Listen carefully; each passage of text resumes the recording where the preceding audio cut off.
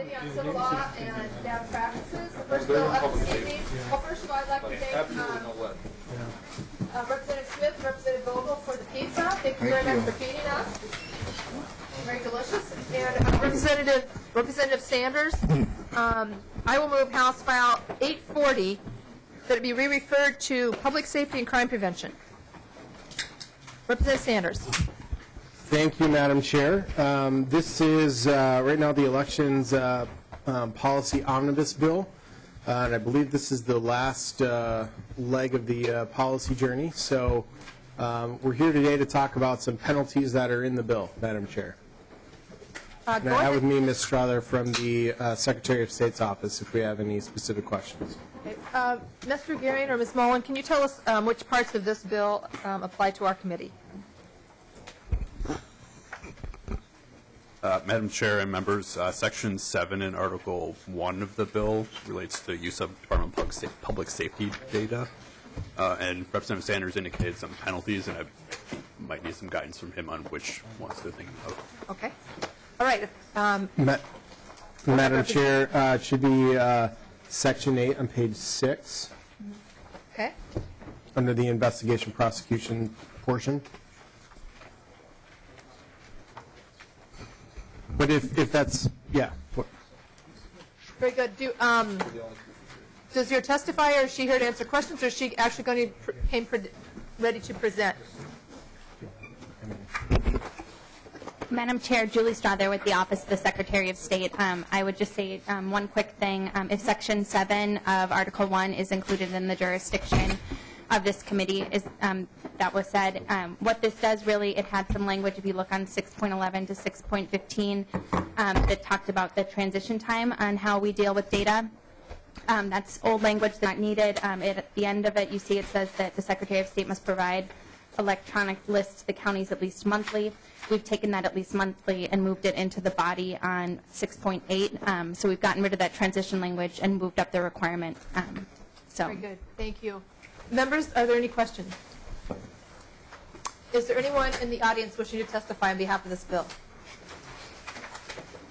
Seeing none, Representative Sanders, I renew my motion that House File 840 be re-referred to the Committee on Public Safety and Crime Prevention. All those in favor, please signify by saying aye. Aye. Opposed, same sign. You're on your way to public safety. Thank you, Representative Sanders.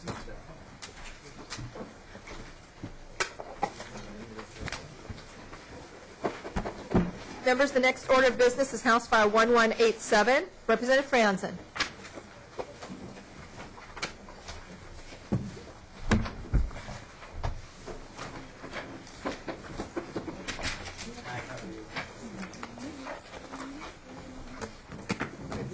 Welcome to the committee, Representative Franson. Thank you, Madam Chair, members. I will move House File 1187 that it be re-referred to the General Register. Representative Franson, let me find the packet. Do you have any amendments? I do have an A1 amendment, Madam Chair. All right, I will move the A1 amendment. Any discussion on the A1 amendment? I'm not sure we have it in our packets, do we? Your amendments are in the packet. Oh, the amendments are in a different packet. Thank you. Any questions or discussion on the A1? Seeing none, all those in favor of adopting the A1 to get the bill in the shape that the author wishes, please signify by saying aye. Aye. Opposed, same sign.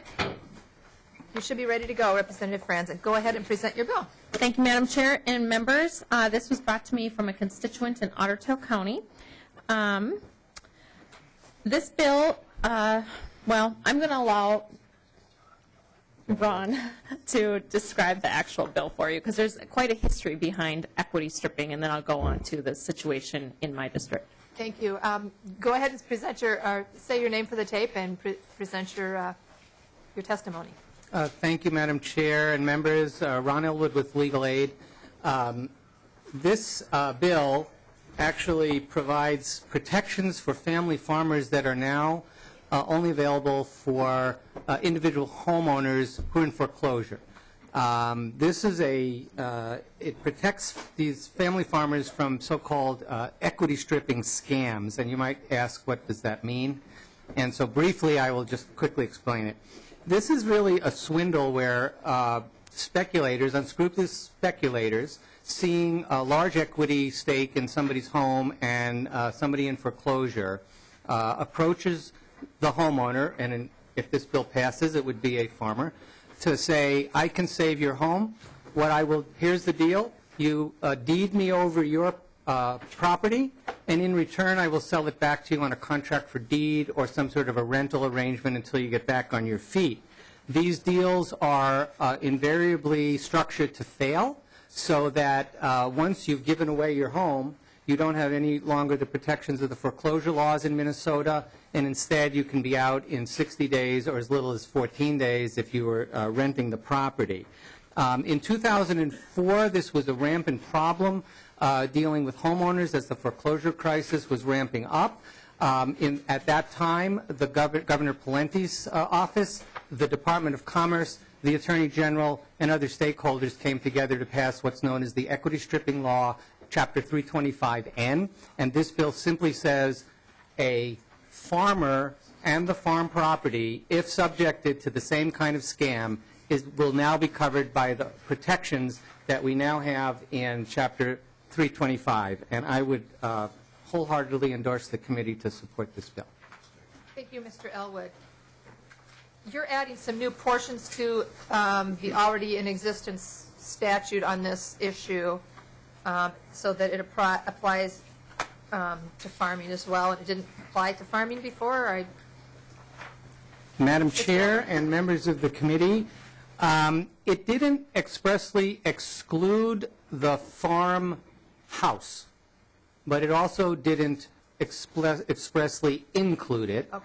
But what it did not certainly include under the definition was the farm property. And so this would be including not only the house in which the family farmer and the family resides, but also the agricultural property associated with the farm. Very good. Thank you. Members, any questions for the testifier? Representative Franson, did you want to tell about the situation quickly in your district? Actually, I have a gentleman here that will be able to talk more about his situation that he has experienced. Sure.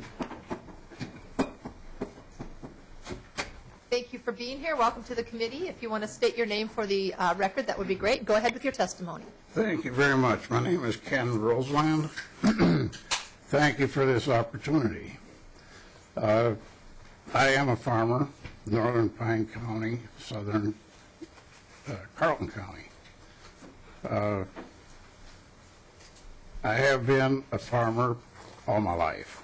I was born and raised there. We do need this protection. Our farms have increased in value, so therefore they're more lucrative. I do have some neighbors that have fallen into the same practice. They will not speak about it. That's very unfortunate. All we're asking for is the same protection that's afforded our counterparts in the states. Thank you very much. Thank you for your testimony. Are there any member questions? Is there anyone in the audience wishing to testify in this bill? Seeing none, I will renew my motion that House File 1187 as amended be re-referred to the General Register. All those in favor, please signify by saying aye. Aye. Aye. Opposed, same sign. Thank you, Representative Franson. Your bill's on the way to the General Thank you, members. Register. Thank you, Madam Chair. We're going to go a bit out of order right now. Representative Drazkowski, we're going to go ahead and hear your bill. House File 1460. Members.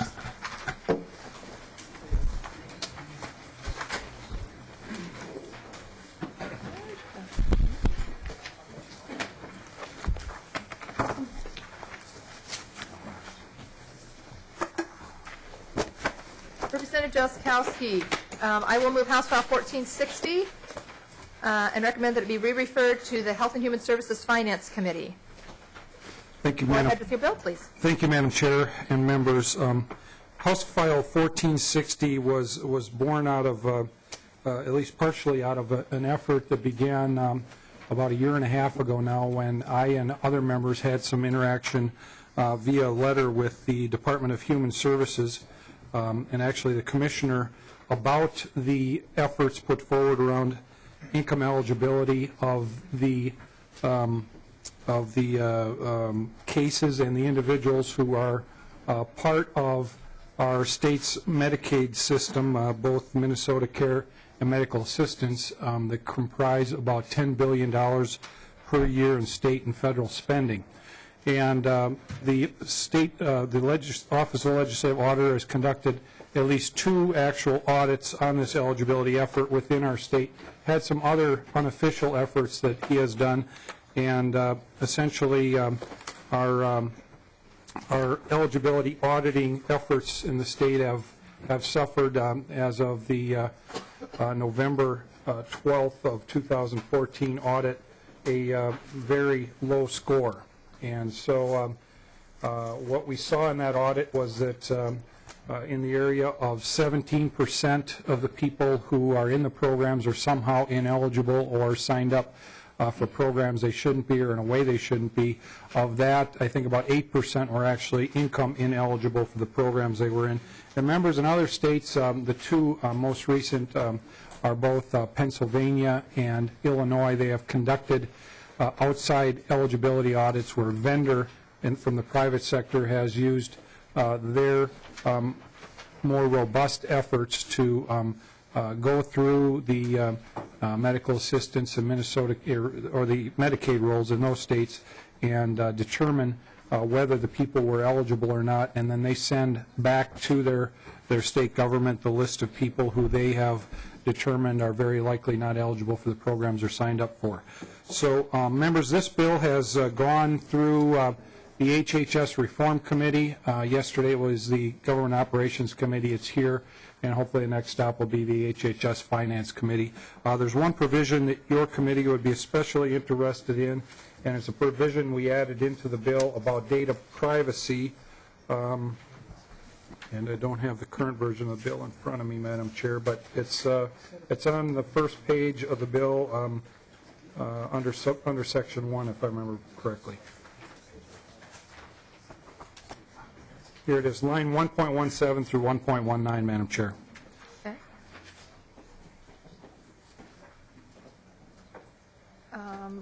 I'm sorry, Representative Drazkowski, did you get those line numbers again? 1.17 through 1.19. Okay, very good, very good. Any committee questions, member questions? Representative Pinto. Thank you, Madam Chair. Representative Drazkowski, do you know what DHS or MnSure have to say about this? Or have they taken a position or provided any thoughts on it? Representative Drazkowski. Thank you, Madam Chair. Representative Pinto. I spoke with them a couple of times in the last few days, and a number of them in my office today. They have committed to working with us to get this in the best shape it can. They have also acknowledged that they believe that they've made improvements since the November audit. Of course, as we look back in history, this department has said that numerous times, and the legislative auditor has a good trail of that. While we support their efforts to do that, we need to make certain that it's actually happening. And the savings, members and Representative Pinto, that Illinois saw were significant, and they're still debating the amount of the savings there, somewhere between $100 and $200 million a year for a state that's about twice as large as our state. And they are looking at returns on investment of either 10 to 1 or 5 to 1, depending on the recovery that they end up with. Representative Pinto. Thank you, Madam Chair. I just want to say we certainly want to make sure people receiving government programs are eligible to do so, so thank you for bringing this forward. Thanks. Any other member questions? Thank you. Representative Drazkowski, I will renew my motion. Wait, do you have any testifiers? I do not. The testifier, Madam Chair, I had is not able to make it tonight. All right. Anyone in the audience wishing to come forward and testify on this bill? Seeing no one, I will renew my motion that House File 1460 be re-referred to the Committee on Health and Human Services Finance. All those in favor, please signify by saying aye. Aye. Opposed, same sign. You're on your way. Thank you, Representative Drazkowski. Thank you, Madam Chair and members. Representative Quam, you are up next. House File 1232. We'll take that one first. Representative Quam. Give us a moment. We got a big stack here to go through to find it. All right.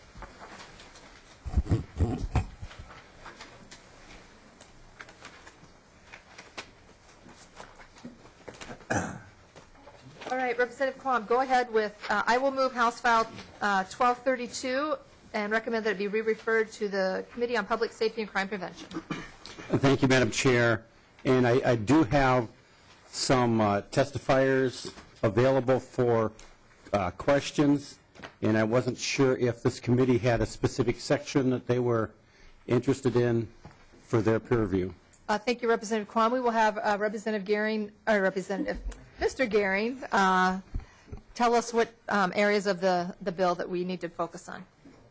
Madam Chair and members, so this is another bill related to data privacy issues. On Section 1, on page 1, is an amendment to Chapter 13 related to protection of identities of individuals who are victims of sex trafficking.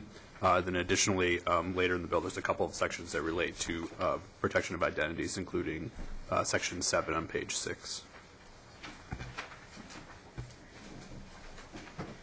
Representative Quam, if you and your testifiers could focus on those areas of the bill, that would be fantastic.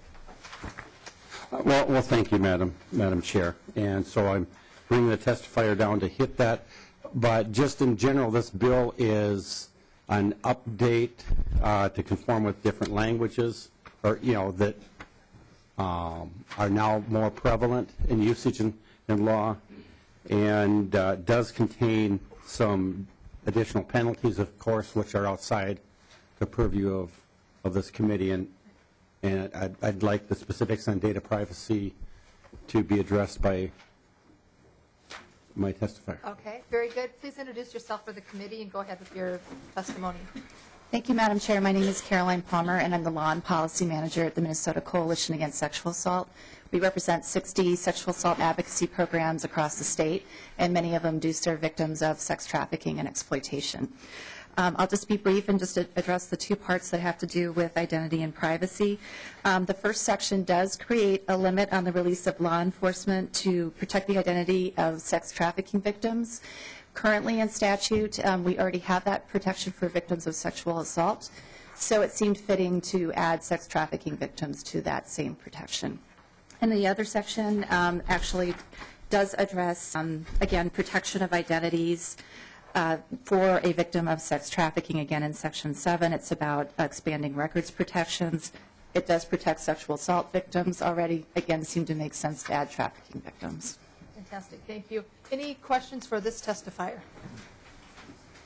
Okay, seeing none. Are there any other testifiers that you wish to have come forward to address this section of the bill, or sections of the bill, Representative Quam? Madam Chair, not unless there are specific questions that would require it. All right, fantastic. Anyone in the audience wishing to testify for or against this bill? Seeing none, I will remove my motion that, oh, I'm sorry, Representative Pinto. Thank you, Madam Chair. And being in the Rush and Hillstrom position, I think, has inspired me to speak more often, so my apologies.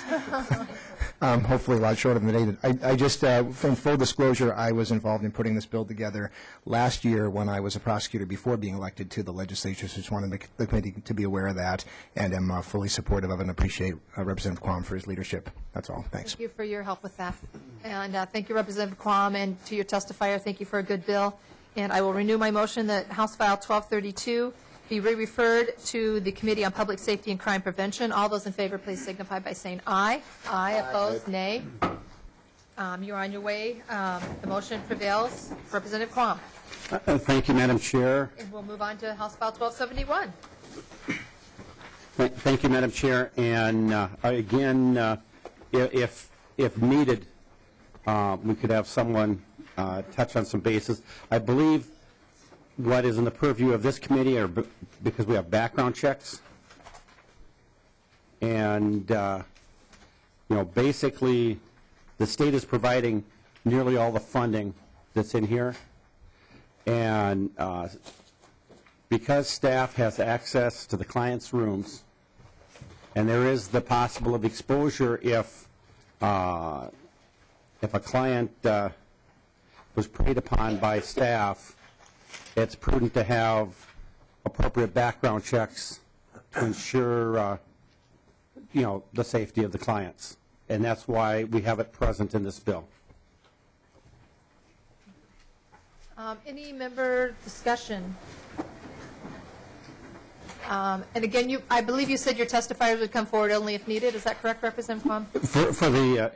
I do not want to impose upon the committee's time any more than is required. All right.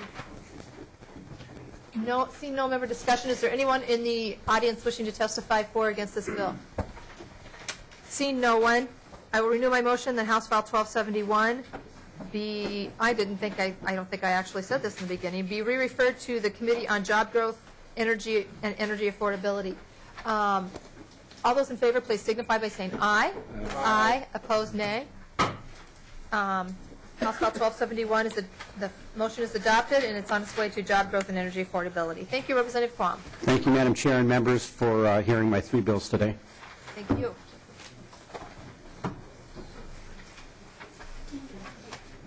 Representative Baker.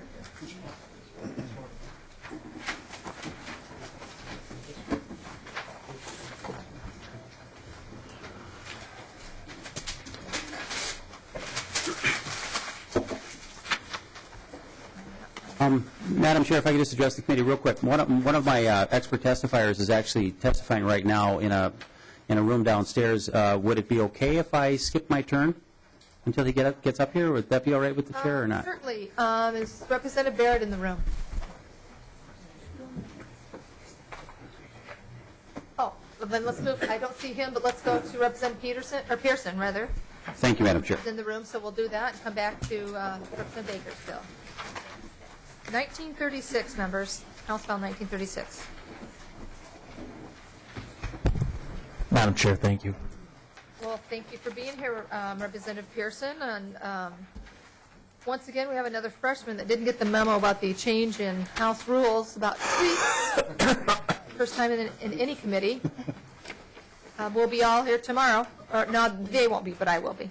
All right. Next week we'll be around. So. Good to know. Thank you. Yes. Representative Pierson. Representative Vogel, would you like to move House File 1936?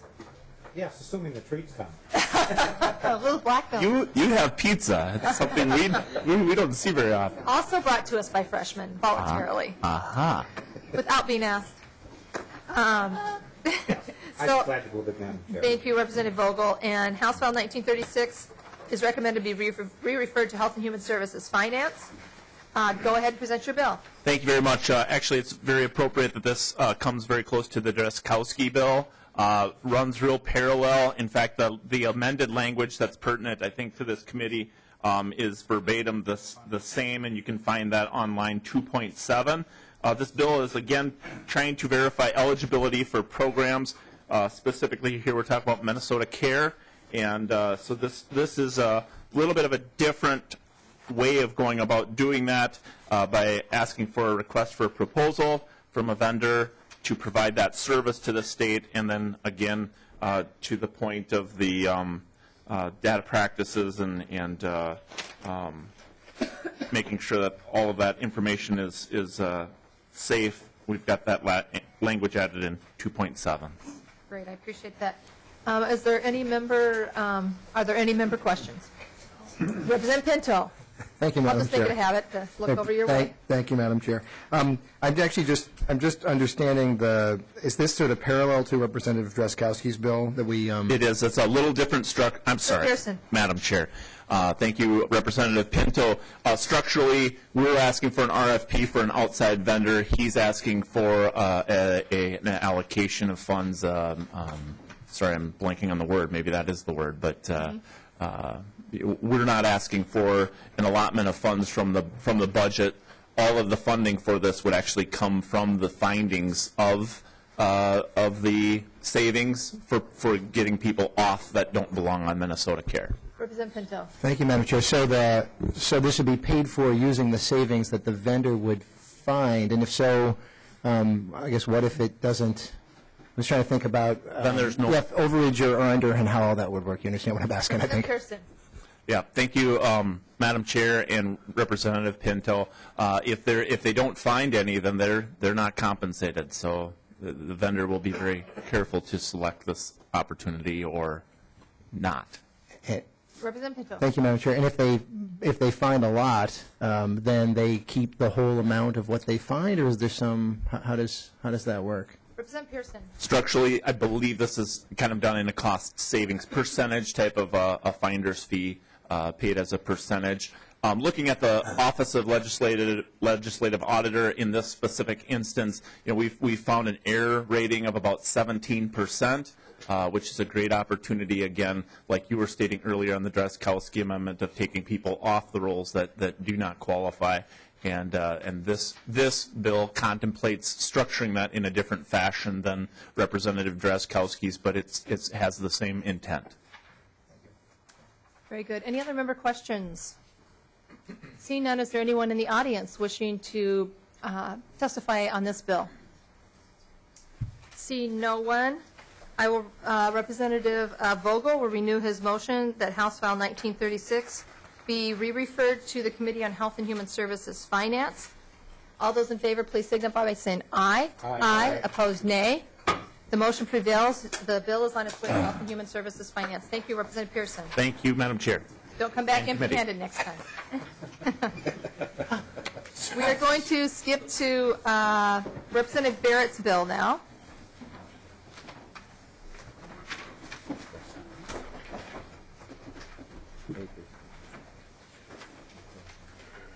Representative Zerwas, would you like to move House File 1209? Yes, he would. He's shaking his head, for those of you that can't hear on the tape. He is asking that it be re-referred to the Committee on Health and Human Services Finance. Welcome to the committee, Representative Barrett. Thank you, Madam Chair. Are there specific areas of this bill that pertain to our committee? Mr. Gehring. Madam Chair and members, on page 5, section 3, there's a section related to collection and reporting of suicide data. Thank you.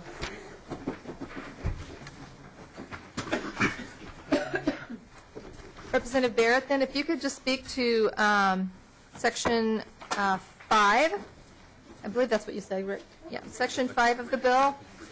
Oh, section 3. There it is. Yes, I'm sorry. Section 3 on page 5.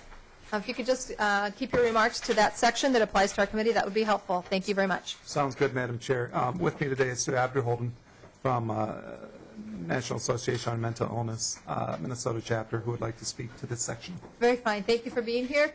Please state your name for the record, and please continue. Thank you, Madam Chair, members. For the record, Sue Abderholden with NAMI Minnesota. What this section does is it doesn't expand what you're collecting. It's actually having the commissioner work with some stakeholders to figure out how can we improve the timelines. Right now, I can tell you how many people have Ebola in Africa. I can't tell you today how many people died by suicide last month in Hennepin County, or the month before that, or the month before that, or the month before that. If it's a public health problem, we really need to be able to respond more quickly to it.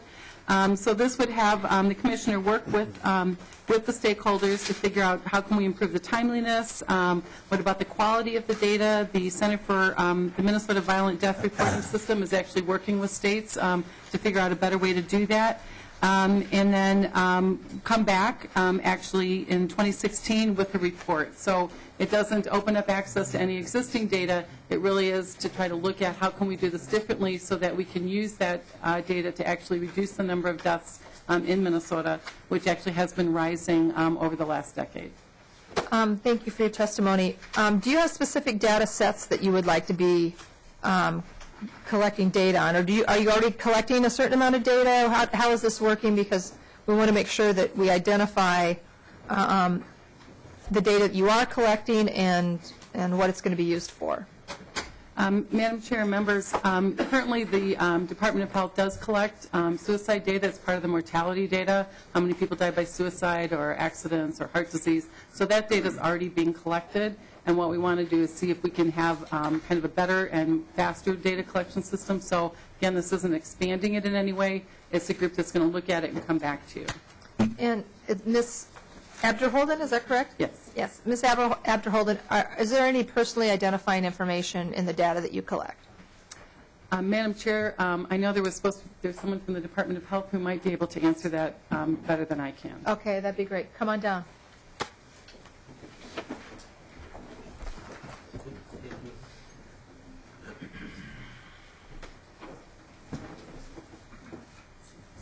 Welcome to the committee. Please state your name for the record, and if you could answer that question, that would be helpful.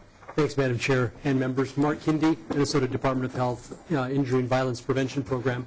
Yes, there is identifiable data. The death certificate data are public, and my name will appear at some juncture on a death certificate. So identifying data is analyzed, is collected. All of that is aggregated, and none of that is released. All right. Thank you. Thank you. Other member questions? Representative Barrett, I see you have another testifier. Was he just your phone a friend, or did he have come prepared to testify this evening? Yeah, he'd be happy to. I know you have a lot of bills on the calendar. We have been at 3 committees, I believe, and talked a lot about suicide prevention, the need, if you have interest in why this bill in total is necessary. My testifier, Sean Haynes, would be happy to talk to that. Okay. If not, because of interest of time, I totally understand. Very good. Well, thank you for being here this evening. And any member questions at all on this bill? Thank you for being available. Any members of the audience wishing to testify on this bill? Seeing none, Representative Zerwas will renew his motion that House File 1209 be re-referred to the Health and Human Services Finance Committee. All those in favor, please signify by saying aye. Aye. Aye. Opposed, nay. The motion is adopted. The motion is adopted. You're on your way, Representative Baker, to Health and Human Services. Thank you so much. Thank you, Madam Chair. Representative Baker.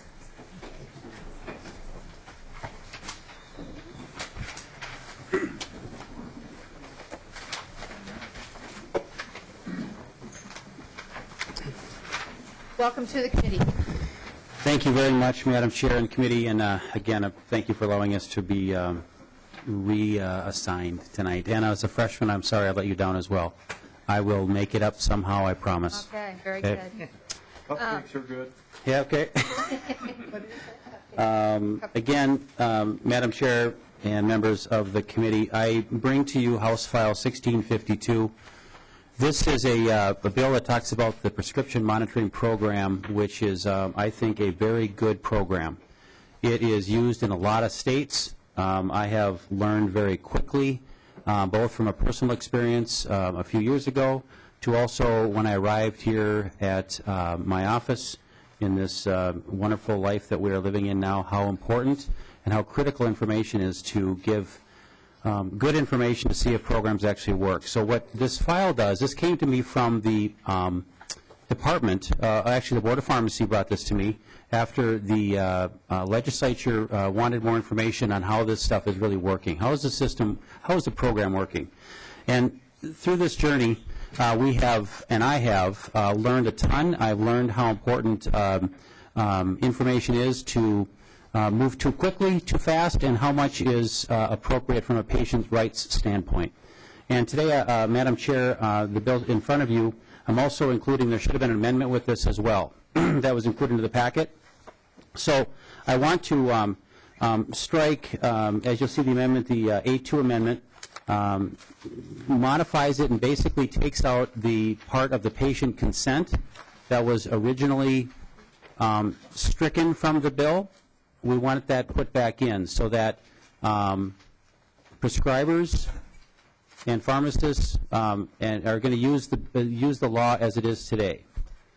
So the consent part of that must still be done by the patient, with the exception of when you're in an emergency situation and you're unconscious in the emergency room. That's how the bill still reads it. But I wanted to make sure that that was part of today's conversation. So and I'd like to make a final statement at the end, if I could, Madam Chair. I'll turn it over to the folks from the Board of Pharmacy and from the Department of Health. And if I could, I'll turn it over to my experts, and they'll step you through the bill fairly quickly. Thank you. Thank you, Representative Baker. We do need to move your bill. Representative Smith moves House File 1652. and recommend that it be re-referred to Health and Human Services Finance Committee. As You amended. Go ahead and have your testifier. Oh, you know what? We need to do the A1. Thank you. And Madam Chair, can I just ask what the impetus for the amendment is? Just because I think it'll help sort of understanding for the bill as a whole. Kind of what the, was it coming from a prior concern expressed in a prior committee or something like that? It was coming from a concern of me. Okay. Oh, thank you, Madam Chair. And just a little history on this whole study. There was a grand compromise reached either a year ago or 2 years ago on this study. And the language that is being stricken from here is language that was part of that grand compromise, and then they've added language to it. So I'm still not highly comfortable with this bill, but I did talk to Representative Baker this afternoon and say we really need to put this consent information back in. I'm a stickler on patients having consent, having the ability to sign a document giving consent. So that's the genesis of this. Thank you. All right, Representative Baker, if your testifier could go ahead and introduce his or herself and continue with your testimony. Madam Chair, members of the committee, my name is Dr. Cody Weiberg. I'm the Executive Director of the Minnesota Board of Pharmacy, which is the agency that administers the prescription monitoring program. And basically, we understand, the board understands, that the legislature in this particular instance is faced with essentially two very important public policy issues. One is prescription drug abuse, and that's what this program is designed to help prevent. It is only one of many tools. We work together with the Department of Human Services, that's here, the Department of Health, many other public agencies, on a variety of different tools that we hope will work together to reduce prescription drug abuse, which, according to the Department of Health statistics, is taking the life of one Minnesotan every other day. In addition to that, another Minnesotan dies every 4 days from heroin abuse, and many of the people that get addicted to heroin start with prescription drugs. So that is the one issue. The other issue is definitely data privacy and data security. When I was asked 10 years ago to work on this, start working on this by Senator Linda Berglund and Representative Jim Abler, my top two concerns were that if we didn't do it right, we'd have a chilling effect on appropriate prescribing, and people that really needed pain medications, like my wife, who's a chronic pain patient, wouldn't get them. And I was very concerned about data security and privacy, and who wouldn't be if you're the head of an agency that has this sort of data in an age when Sony Corporation and Target Corporation can have their databases hacked. So we definitely are concerned about that, and I understand that there is that balance that has to be struck. I guess what I'd like to talk about a little bit about this process is because sometimes this is characterized as a board bill, which it is, because as the agency that brings the bill forward, we certainly are responsible for this legislation. But we actually work with a wide variety of organizations. We have a prescription monitoring program advisory task force that consists of all the other licensing boards that license prescribers, the Department of Health, the Department of Human Services, all of the professional associations that represent pharmacists and prescribers. We have two public members, one that focuses on data privacy issues, Mr. Rich Neumeister, who's probably here tonight, and another public member that focuses on drug abuse issues. We certainly work as part of what's called the State Substance Abuse Strategy, spearheaded by the Department of Human Services, but which also includes the Departments of Health, Education, Corrections, Public Safety, the Board of Pharmacy. At one point, we even had the state courts and the Minnesota National Guard in on the talk. And we have a coordinated strategy for dealing with all sorts of substance abuse, including prescription drug abuse. So this bill is actually not simply a Board of Pharmacy bill. It's a result of consultations with all of those other entities and a considerable amount of research into what federal agencies are recommending as well. So the provisions of the bill that are relevant to the committee. Representative Baker actually just amended a couple of those out. I'll talk about those briefly because I think DHS may want to talk about those. Those would have allowed pharmacists and prescribers to look at the data for purposes other than dispensing and prescribing or other than emergency purposes without consent. And I will just give you just one brief example of a situation where that might be very useful, because we also listen to the feedback of the users of the systems, and we had a pharmacist call us who works as part of a transplant team in one of the large healthcare systems here in the Twin Cities. When you're going to do a liver transplant, you evaluate the patient for the appropriateness for the transplant. One of the things you want to know is if that person is a drug abuser, because drug abuse can destroy a liver. And they had screened this person. They were not considering prescribing any controlled substances, so they could not look at the PMP database. The individual denied having any sort of problems whatsoever with drug abuse. Got a liver transplant, and now, of course, needed pain medications for the operation.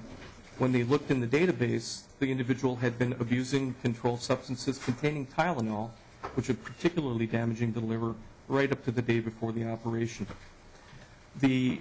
One of the points that has been made, I think, in one of the other committees, either here in the Senate, is if any of you have had loved ones who are chemically dependent, and unfortunately my family has a history of chemical dependency, people who are chemically dependent very often minimize their behavior, even to themselves, and they're not necessarily going to want to consent if they think it's going to have an impact on their ability to get the drug they want to use. And there are other situations where the PMP data could be used with a process that's known as SFIRT, which is screening, brief intervention, and referral to treatment, which is a screening tool practitioners can use, and I think DHS is trying to encourage practitioners to use to try to identify people early on in the drug abuse process to get them into appropriate treatment. So that is sort of the policy rationale there for that. A couple of the other provisions would allow the other health licensing boards only when they have received a specific complaint that alleges that one of their licensees is themselves abusing drugs or is grossly and inappropriately prescribing the drug. Only when they get a complaint like that would they be able to come to my staff. They would not have direct access to the database. They would come to my staff, present evidence that they have this complaint, and we would run a query for them so they could either substantiate the complaint or, quite frankly, exonerate the individual. Because of the way that this legislation was initially drafted 10 years ago, the Board of Pharmacy is the only board that currently has that authority. And yet in the 10 years we've had that authority, we've actually only used the PMP to investigate less than a dozen complaints. In over half of those cases, we actually exonerated the licensee and found that they were not abusing any controlled substances. One of the other provisions, actually that was amended out in the House, but it is still going forward in the Senate, was a result of the study that we were asked to do last year. When we came and talked to legislators over the last 2 years in the House, in the Senate, Democrat and Republican, we heard very loud and clear from very many legislators that they thought there ought to be required use of the PMP, by which they meant every time a prescriber or a pharmacist was going to prescribe or dispense a drug, he or she should have to go into the database and look up that patient. We thought that that was unnecessary, and that gets to the worry that I've had about a chilling effect on appropriate prescribing. So we did ask the legislature if we could please study it and come back with alternatives. Our alternative was, instead of requiring use, to require registration. So, and we can actually, and have already been working with other health licensing boards. There's no required registration now, but there is optional registration. And so we've already worked with the other health licensing boards to build the ability for people to register, for physicians and other practitioners to register right into their license renewal process. So they don't even really have to take that much time out of the day to actually get a user account. And so this idea that you would require registration was our answer back to the legislators who thought there ought to be required use. The only other thing I think here that really has a data practices implication, I will admit that it's somewhat rarer for us to get comments directly from the general public, but any one of us can come to the Board of Pharmacy if we think that there's data in the database. We do verify you are who you say you are, and you can get a report of any data that we have for you. When those people come into the office, they do give us comments, so we do get some public input. And one of the things that current law prohibits us from doing is if they ask us, who's looked at my data? We can't tell them who's looked at their data. And so one of these, actually, I hope you would agree, would help the public whose data is in this database find out who is accessing their data. So I believe that those are the pieces of the bill that are under the jurisdiction of the committee here. And before we move to member comments, we do need to approve both the A1 and A2 amendments. Representative Baker, can you speak briefly to the A1? I think what we covered actually was the A2, where we struck the consent language, or reinstated it actually. The A1. Madam Chair, I don't have a copy of the A1. I'm sorry. All right. We will make sure you get one.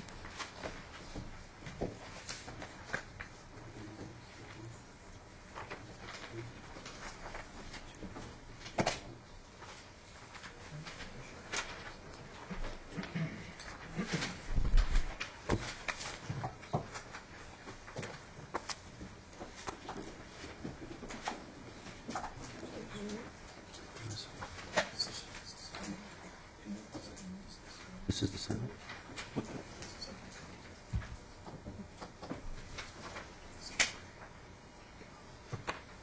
Okay, now, Madam Chair, one, I guess, is language I think that was already approved in the Senate side, according to Dr. Weiberg.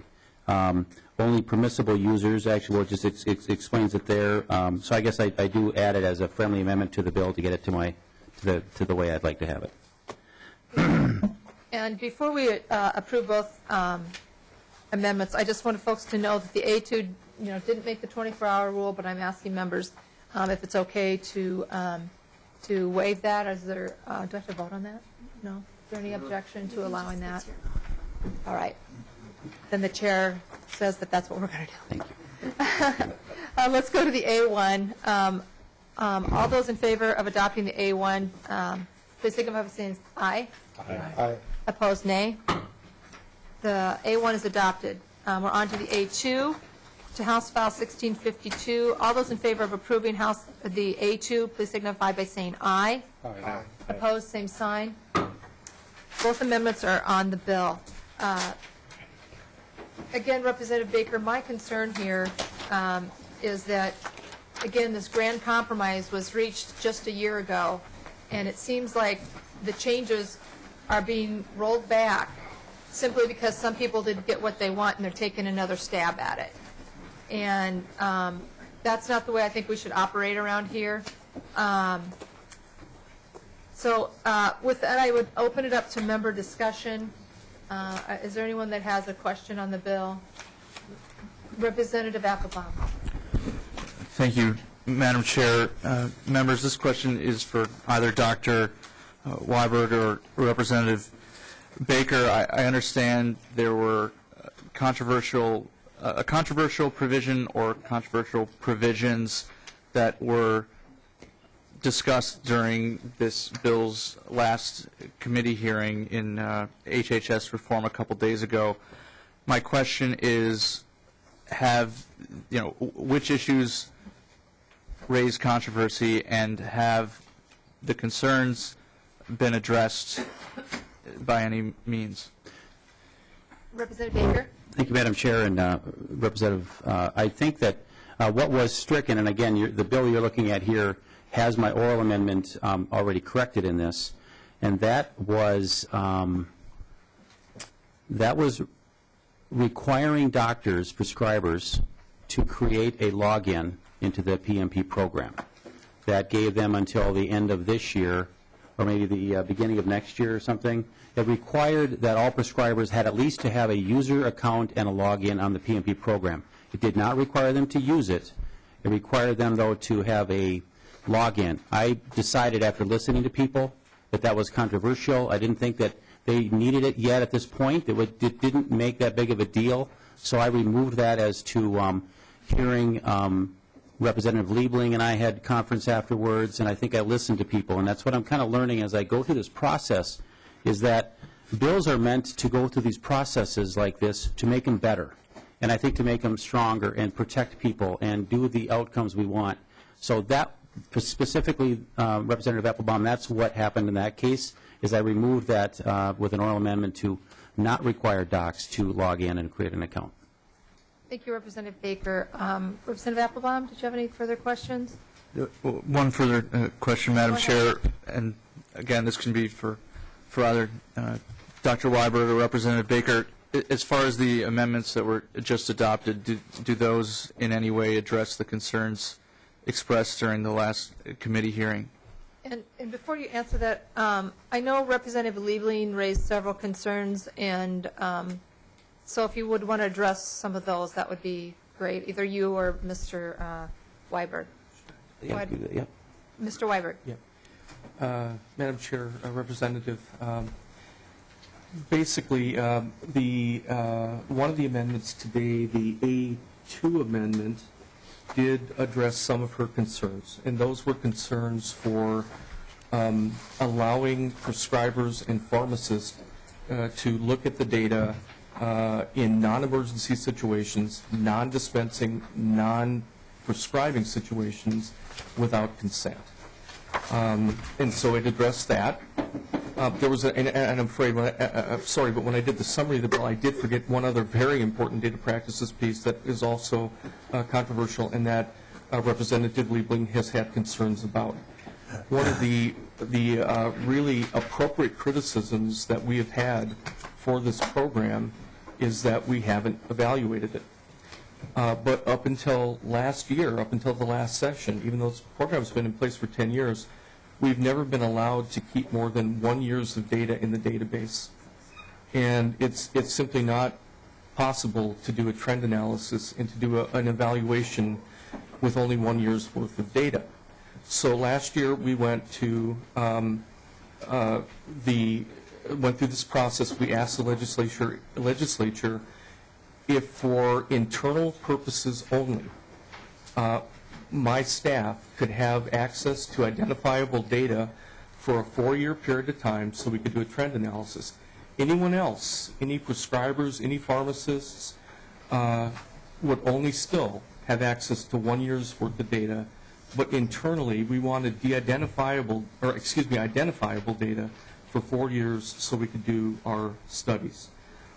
We agreed to the compromise last year, and then we went back to our vendor, who we'd already talked about. We went back to him one more time, and we asked again, are you sure there is no way that if the data is de-identified after those first 2 years, are you sure there's no way that we can't do the sort of analysis we need to do? And the vendor told us, no, we can't. And one of the reasons is because there is no unique ID in our system that identifies a particular person. We don't collect, and we certainly do not want to collect Social Security numbers, which means in order to identify people, we need to know the name, the address, and the birth date at least, so we can try to find out if this John Johnson, who's born on this date in 1962, is the same person as we're trying to do the data. And so we did come back and ask again if we could have that data for our internal use on an identifiable basis. And that issue has not yet been addressed with the amendments. Madam Chair, that's still part of this bill, and I think that's an important part of this bill because we want to know, we need more than 2 years of data on who someone is. This bill still identifies, we're asking for 2 more years, so up to 4 years of identifiable information so that we actually know if this program works or not. Right now it's hard to say, and I think that's why this is an important part of this, and I don't want to water the bill down any more than I've already done. And I think that we've come a long ways, and I'm hoping that we can convince the committee that this program is worthy of taking some good small steps forward to ensure that we can get the best information possible on the PMP program. And I just didn't want to also forget that we have someone from the DHS who may want to make a brief comment, Madam Chair, if that's okay, before we go to any further questions, if that's all right.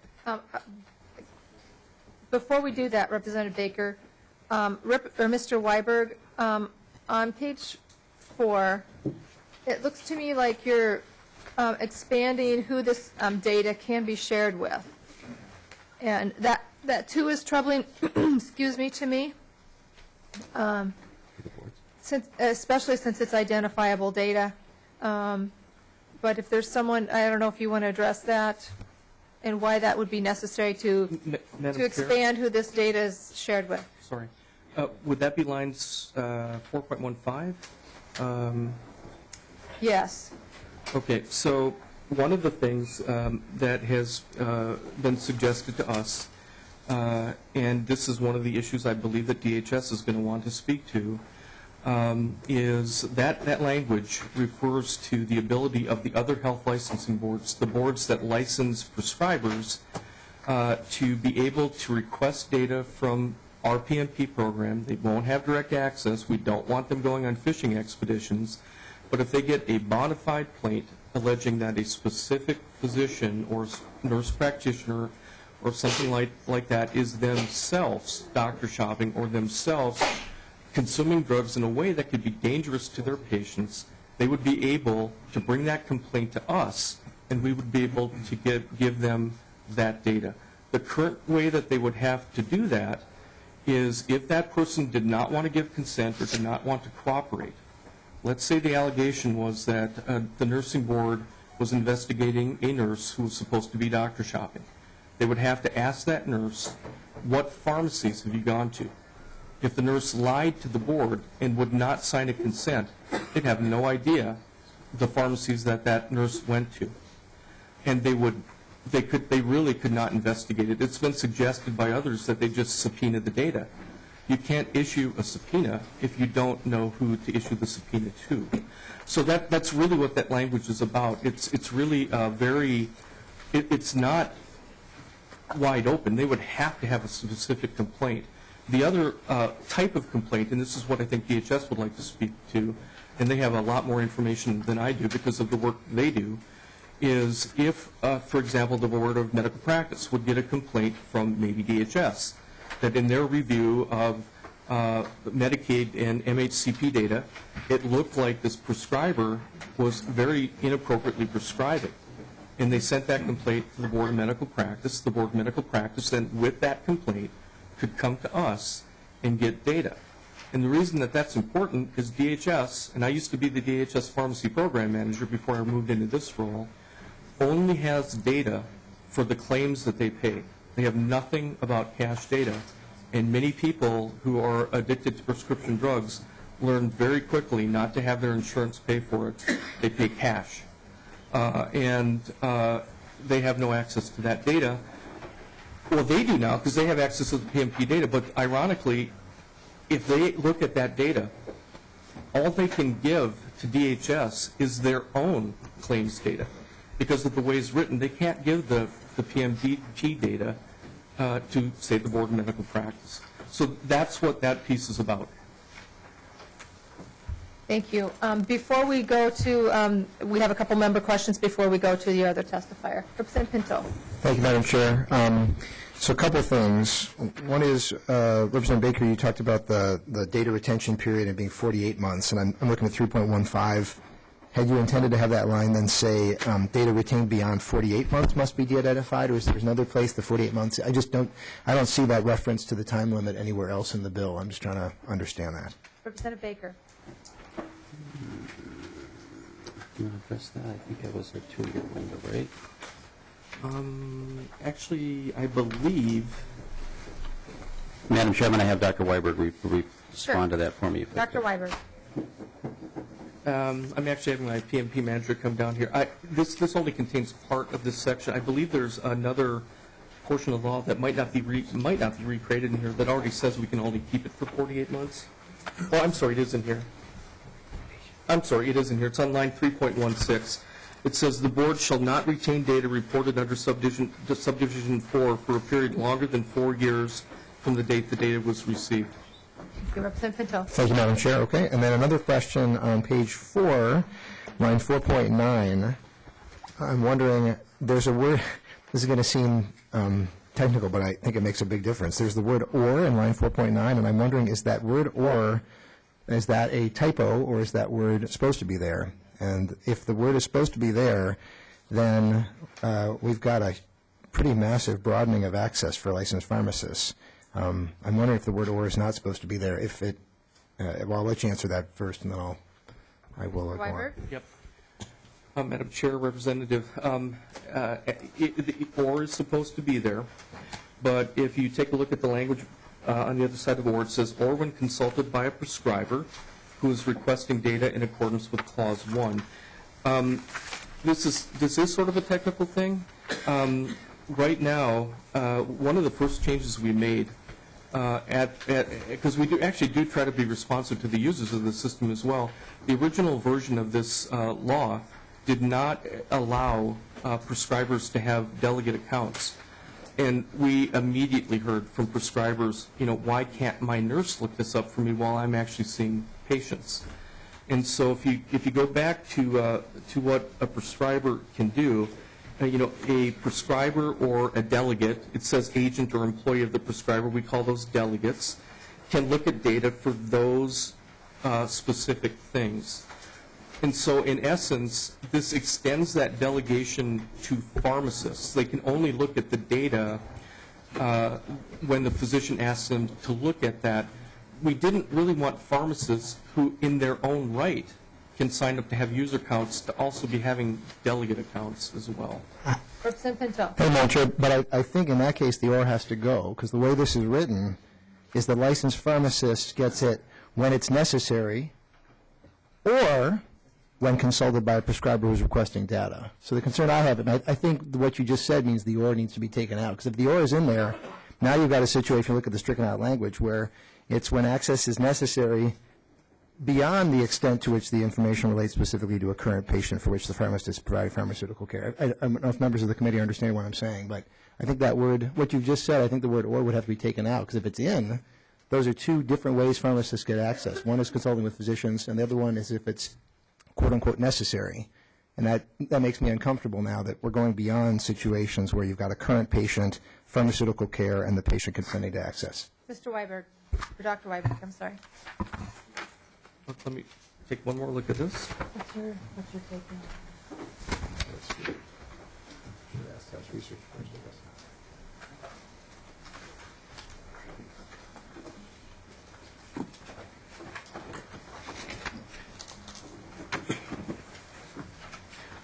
Madam Chair, Representative, I think what the Mr. Weiberg. What the purpose here is pharmacists, again, in their own right, can look at data. Pharmacists actually do, I hope you're aware of this, do way more than dispensing these days. There are many pharmacists that are called clinical pharmacists. I used to be one myself that never actually dispense drugs. They are actually out working on the floor in a hospital or within a clinic. There are pharmacists permanently stationed in emergency rooms who are never dispensing, and they're providing what we call pharmaceutical care, which are clinical services. And so I think what the language does, it says when a pharmacist is doing that in their own right, and I think we put the consent language back in, and with the consent of the patient, when they're doing that as part of their own practice, they can do that, or they can do it when they're consulted by a prescriber. Mr. Pinto. Yeah, I think I may have figured it out. I think, Dr. Weiberg, 4.7 to 4.9 is still out, and so I think what you're describing would require to put 4.7 to 4.9, that stricken language, back in. And I think if that were, I guess I should consult Mr. Gehring, but I think. I'm sorry, I thought that was stricken or put back in. So I don't believe that the prior amendments added that language back in, 4.7 to 4.9. I'll look to Mr. Gehring, I guess, for guidance on all this. Mr. Gehring. Madam Chair and members, that's correct. So the A2 amendment only reinstated the stricken language on the bottom of page 3. It doesn't reinstate the language on 4.7 to 4.9. So if the intent of the bill is to reinstate that language, then an additional amendment would be needed. Okay. So an additional amendment would be needed to...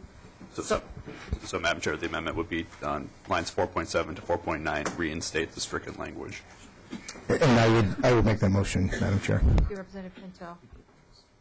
Any comments on that change? All those in favor of Representative Baker? Aye. No. Oh, sorry. I thought you were looking like you wanted to say something. No, I'm sorry. No, I'm fine. Okay.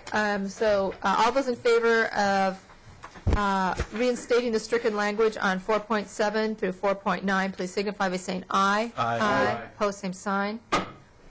That language is reinstated. Representative Hoppe. Thank you, Madam Chair. I don't remember what the original motion was. What's the path for this bill? If we pass it, where does it go? It does go to Health and Human Services Finance Committee. So I assume that this has got more work yet to be done on it, and Representative Baker, that you can work with the proponents and opponents to get this thing in the shape that I think we'd all like to see it in. Thank you, Madam Chair. Right. Thank you, Representative Hoppe. Representative Pinto? Hey, Madam Chair, so just one final question, which is what DHS does have to say about the bill. Right. Thank you. Let's hear from the... Thank you for being here. Go ahead and state your name for the record and proceed. Madam Chair and members of the committee, I'm Vicki Kuhnerth. I'm from the Department of Human Services, and within that agency, I'm coming from the Office of Inspector General, and I'm responsible for fraud investigations. I'm here in support of this bill, and in your packet, I think you received a letter from our commissioner. I'm going to just speak to particularly one point. In my division, we operate the Minnesota Restricted Recipient Program, where we closely manage care for about 4,000 public clients who had very serious and dangerous patterns of misuse of health care services.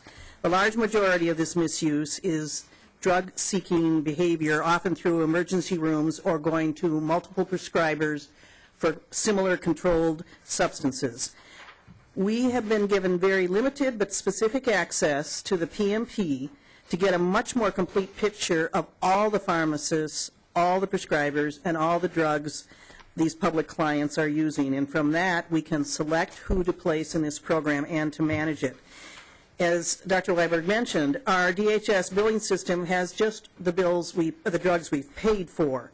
And as he said, clients often start to pay cash to keep below our radar. We were just called this week by a pharmacist who reported a public client. The pharmacist was in North Dakota, reported a public in Minnesota client that filled 50 controlled substance prescription in a very short period of time for cash. That data is in the PMP, but it would never come to our attention. When we are dealing with these clients that have misused services, particularly prescription drugs, sometimes it comes to our attention that there's a prescriber that gives us great concern, either how they're prescribing or the volume or whatever. And as Dr. Weiberg said, at that point, we review only our own department data of the billing and seeing if there's any patterns of concern. That's a limited picture, but even from that, we take the information, package it up of our own billing information, and send it to the health licensing board that's appropriate, the nursing board or the medical practices board. They then request data on the PNP to get a much more complete picture of all the prescribing as well as reviewing medical records and everything else. And with that, they can take action against a prescriber that is part of the abuse of selling or using public clients to sell prescription drugs. So this whole project makes our program much more effective, and we really appreciate it as an important resource. Thank you, Ms. Kuhner. Appreciate your testimony. Is there anyone else in the audience wishing to testify for or against this bill?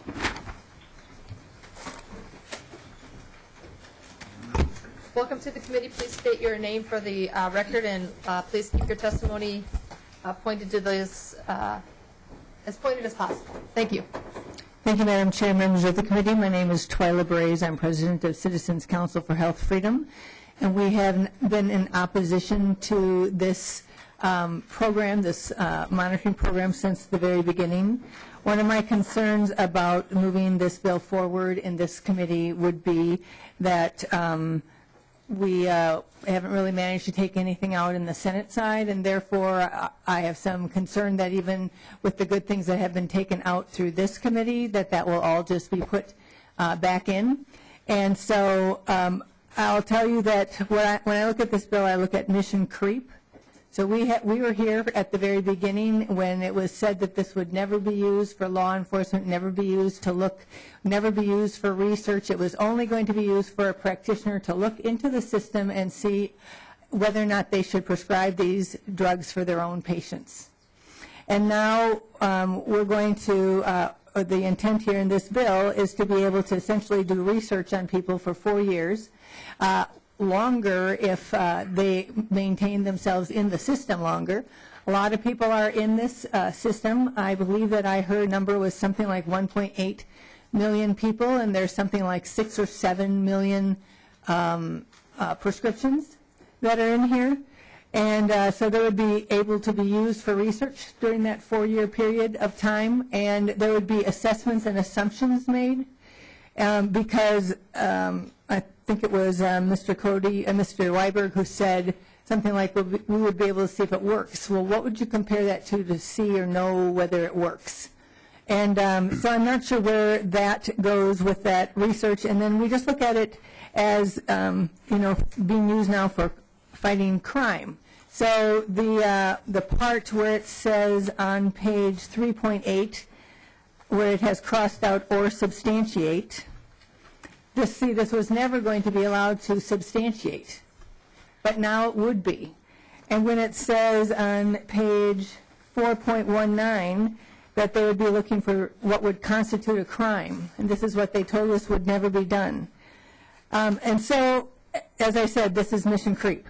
I will say that it's always possible to find a story that would be used to move for expanding government in surveillance purposes to help someone, but we can just imagine how far a government could be expanded on the basis of we can help save someone or we can help somebody help themselves. So we also notice that there's no search warrant or court order for this substantiation for looking into this data. And so we're opposed to all of the sections that and we're happy with the amendments, but we're concerned that if this moves forward, it's all just going to come back in. And I'm not sure who's going to prevent it from coming back in. So that's our concerns, Madam Chair. We're opposed to the bill, and we would prefer not to see it not go further. Thank you. Ms. Brace. Any other members of the audience this evening that would like to testify in this bill? Please come forward, and if you could make your testimony brief, that would be very appreciated. Thank you. Absolutely. Thank you. My name is Molly Ekstrand. I'm a pharmacist and leader of the medication management program at Park Nicollet, and I just found out 10 minutes ago when I arrived that the language was retracted, so I apologize, but I drove down here tonight because I do feel really passionately about this. So we have clinical pharmacists working in primary care teams within Park Nicollet, and we are being very proactive in wanting to identify our patients that are using opioids regularly.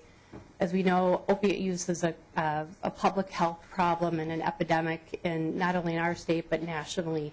And we are seeking to proactively identify our patients to help them seek out different pain management strategies and to help them taper off of these potentially dangerous medications. So we are pharmacists working in this capacity for the patients in our entire healthcare system and seeking to do this. I want the committee to really understand that as a licensed healthcare provider, I take an oath to protect patient privacy. I am not going to use this patient information for anything other than the best care and the best intent that the patient deserves. Every health system in Minnesota and every healthcare professional takes a significant oath to protect their patients' health records.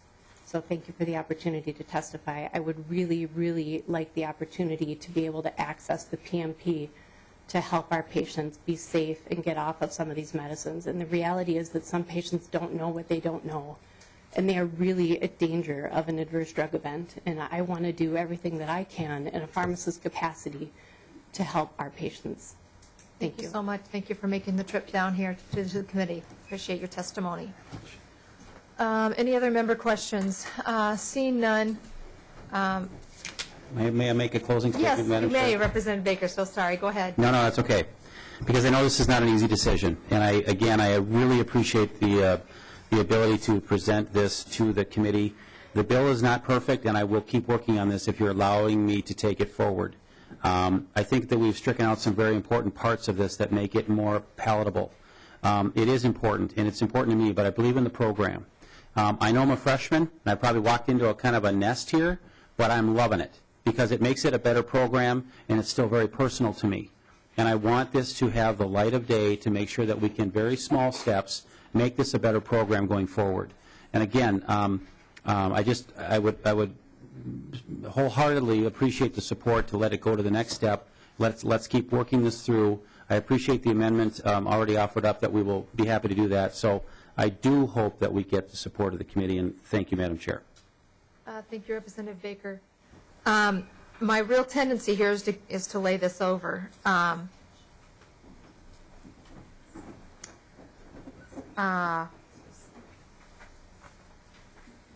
Representative Baker, I will be working with you very closely on this language as it moves forward.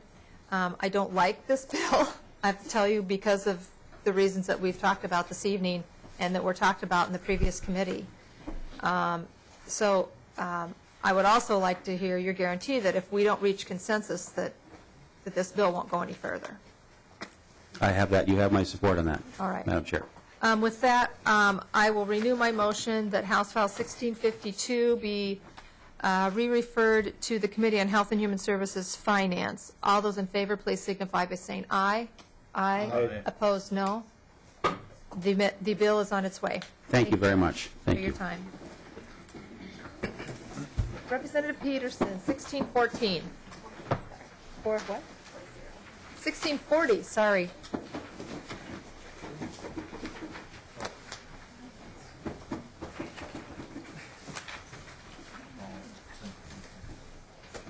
Welcome to the committee.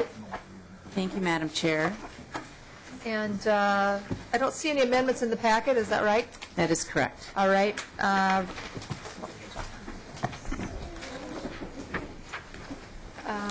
I will move House File 1640 and recommend that it be re-referred to Health and Human Services Finance Committee. Go ahead with your bill, Representative Peterson.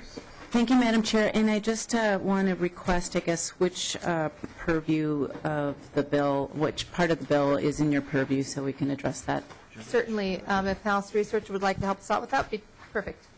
Madam Chair and Representatives, this bill makes conforming changes with the other parts of the law to the civil actions portion of the bill, which is Section 5.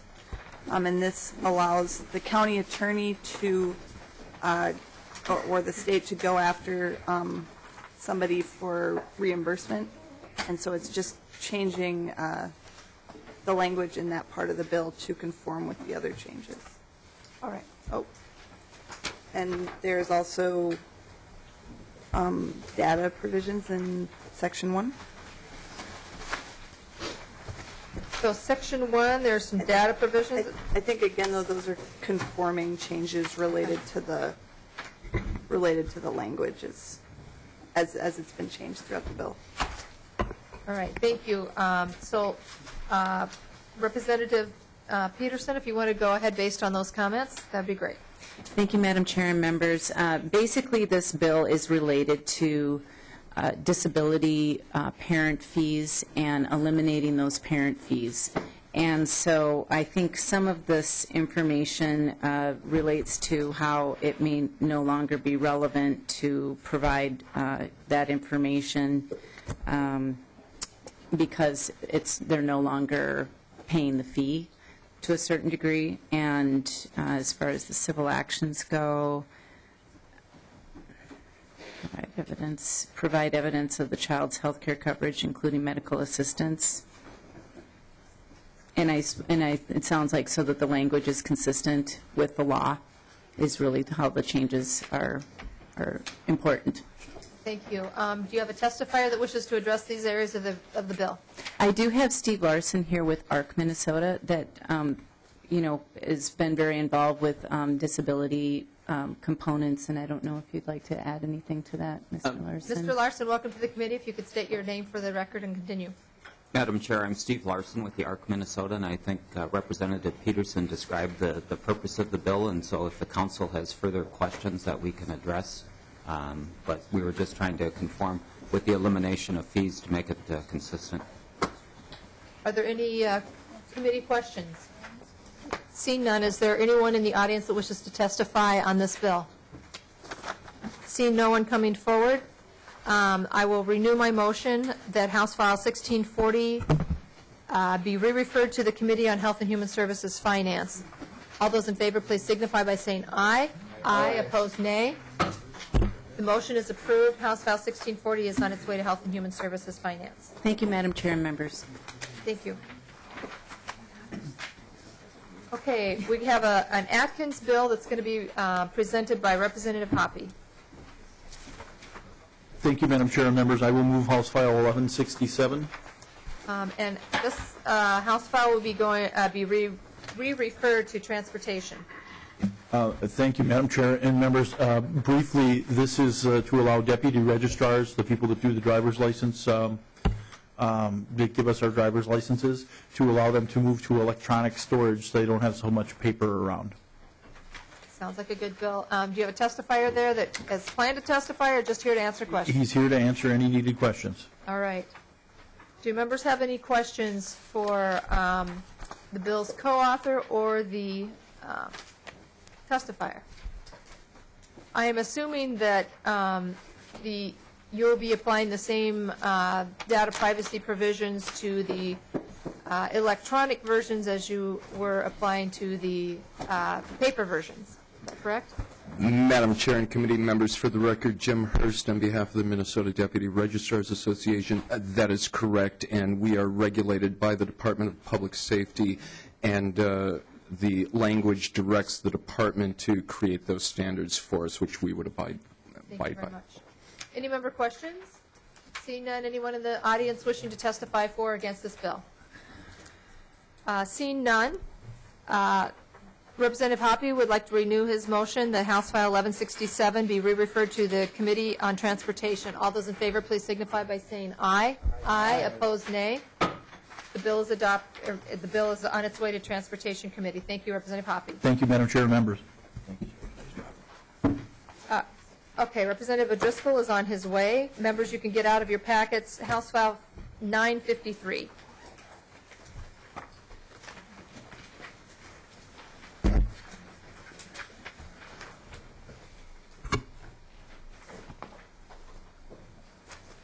Is there anyone in this, there's Representative O'Driscoll now.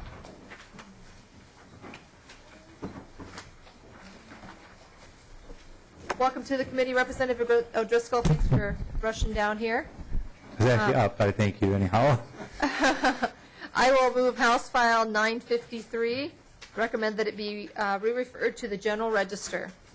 Do you have amendments, Representative O'Driscoll? Thank you, Madam Chair and members of the committee, for the opportunity to be here this evening with you. I do have a DE3 amendment, and I would ask to move that to get the bill in the shape that I need. Thank you. All right, let's dig through and try to find.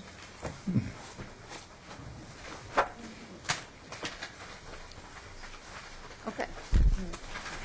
All right, we have the DE3 in front of us. Any discussion on the DE3?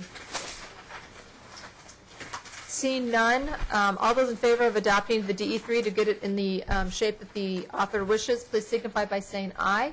Aye. Opposed, same sign. Representative O'Driscoll, the DE3 is before us. Or the bill is now, as amended. If you want to tell us about your bill, would you like for, well, this is a foreclosure bill.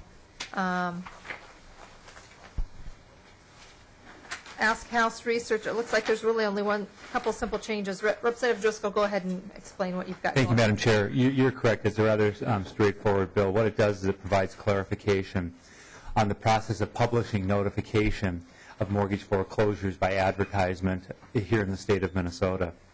Currently, what we have are 87 counties. Most of them have newspapers that are domiciled within that county. So lenders who find themselves with the need to do a mortgage foreclosure could utilize that paper. However, sometimes that paper may not have distribution in parts of the county that affect that county, and there may be a municipality or a region that newspaper serves that spills over into a separate county. And I'll use where I live as an example. The St. Cloud Times is the newspaper that covers quite a bit of the central Minnesota area, where the city of St. Cloud comes together to 3 different counties: Sherburne, Stearns, and Benton counties. Because the St. Cloud Times is domiciled in Stearns County, we would also, under this law, be able to provide clarification and assurance to a lender that if they were to use the St. Cloud Times in Benton County or in Sherburne County for properties that are within the city of St. Cloud or that market, that there wouldn't be any issues relating to having made a proper publication. Another example might be that up in Little Falls, the Morrison County Record, located in the county of Morrison, also services another part of my district on a regular basis with the newspaper, the Holdingford and Royalton Rice area. Again, Royalton being Morrison County where it's domiciled, Benton County where they have distribution, as well as Stearns County where they have distribution, but not for the entire county. What this bill does is it clarifies that a newspaper would have the ability to do just what I'm talking about. A lender would have the ability to do just what I was talking about, is publish in that newspaper that would have circulation within a neighboring county, even though they're not domiciled, and that's where that property may be located. This is a collaborative effort between the Minnesota Bar Association, the Minnesota Bankers Association, Legal Aid, and the Newspapers Association. And Madam Chair, I am not aware of any opposition. The DE3 provided final clarification for all of the above parties that I just mentioned. I'm ready to answer questions if members have them. Thank you. Are there any member questions? Seeing none, is there anyone in the audience that wishes to testify for or against this bill? I see the newspaper folks are here smiling, so they must be okay with this. My understanding is they are available if need be, but they don't have a desire to testify. Very good. Seeing no member questions and no one else from the audience that wishes to testify, I will renew my motion that House File 953 be re-referred to the General Register as amended. All those in favor, please signify by saying aye. Aye. Opposed, same sign. You're on your way. Thank you. Madam Chair and members. Thank you, Representative O'Driscoll.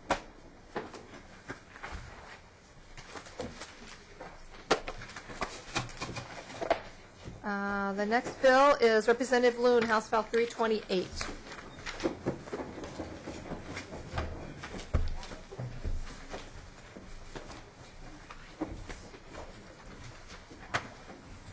Welcome to the committee, Representative Loon. Thank you, Madam Chair. And I don't see any amendments in the packet. Are there any? Yeah, I think the page is passing it out. It should be one amendment. All right.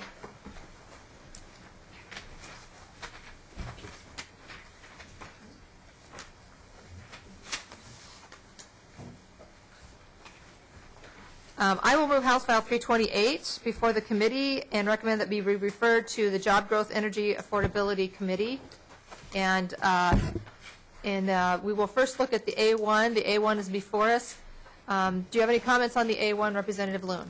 Well, just briefly, Madam Chair, and some of you have heard this already in Commerce or Government Ops, but the bill overall is referred to as a MinVest bill. What it would allow crowdfunding as an option, so small businesses could raise funds through the internet and obtain an equity share.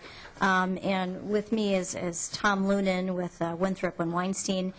Some young attorneys from that firm have been working hard on this bill, and through a number of conversations with the Commerce Department, which would oversee this program, have suggested some changes that they would like to ensure that the portal operator, the people putting out the website for people to look at and decide if they may want to make an investment, that data provided would be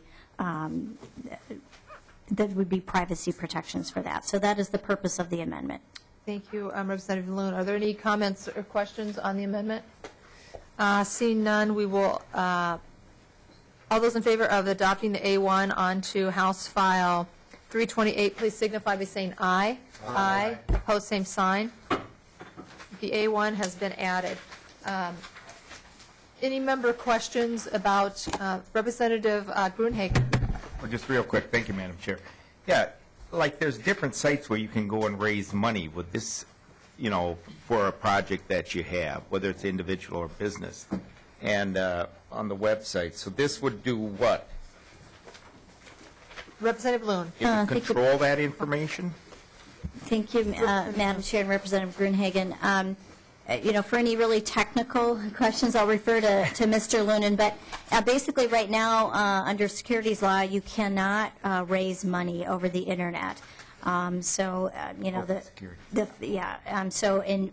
is crowdfunding that exists where you can basically make a contribution, maybe receive a CD or a T-shirt, but it's not sort of a formal investment in the sense one would think. So this legislation would authorize that for Minnesota companies and only for Minnesota investors. Representative Gruenhagen? Oh, yeah, that answers my securities. Okay,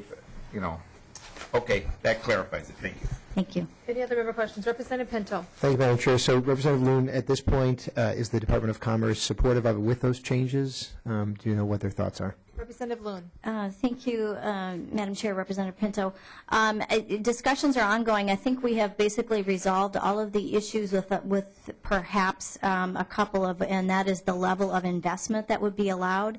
And I expect that those discussions will be ongoing and probably subject to some discussions before the Jobs Committee as well. I don't know if Mr. Loonan wanted to comment on that. Yes, thank you, Madam Chair. Mr. Loonan, go ahead and introduce yourself for the tape, please. Yes, my name is Thomas Loonan. I've been working with the attorneys at Winthrop & Weinstein to put this legislation together for the past 5 months. And recently we've had a lot of conversations with the Department of Commerce, and it is our understanding that the amendments that we have now put into the bill, the Department of Commerce is no longer opposing the bill and will allow it a clear path to be passed. So we don't anticipate them to give any more opposition to the bill, and we think that the amendments that are being put into place now will make it a workable bill for the Department. Thank you, Mr. Loonan. Representative Gruenhagen, another question? Thank you, Madam Chair.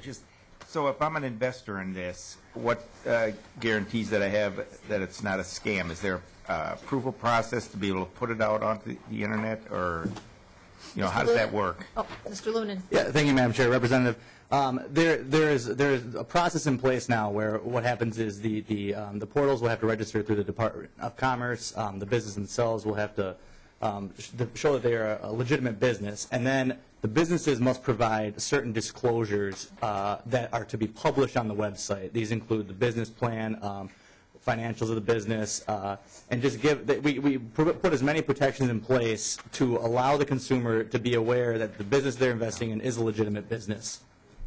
Representative Gruenhagen. Oh, thank you, Madam Chair. So who vets that information? Is that the department?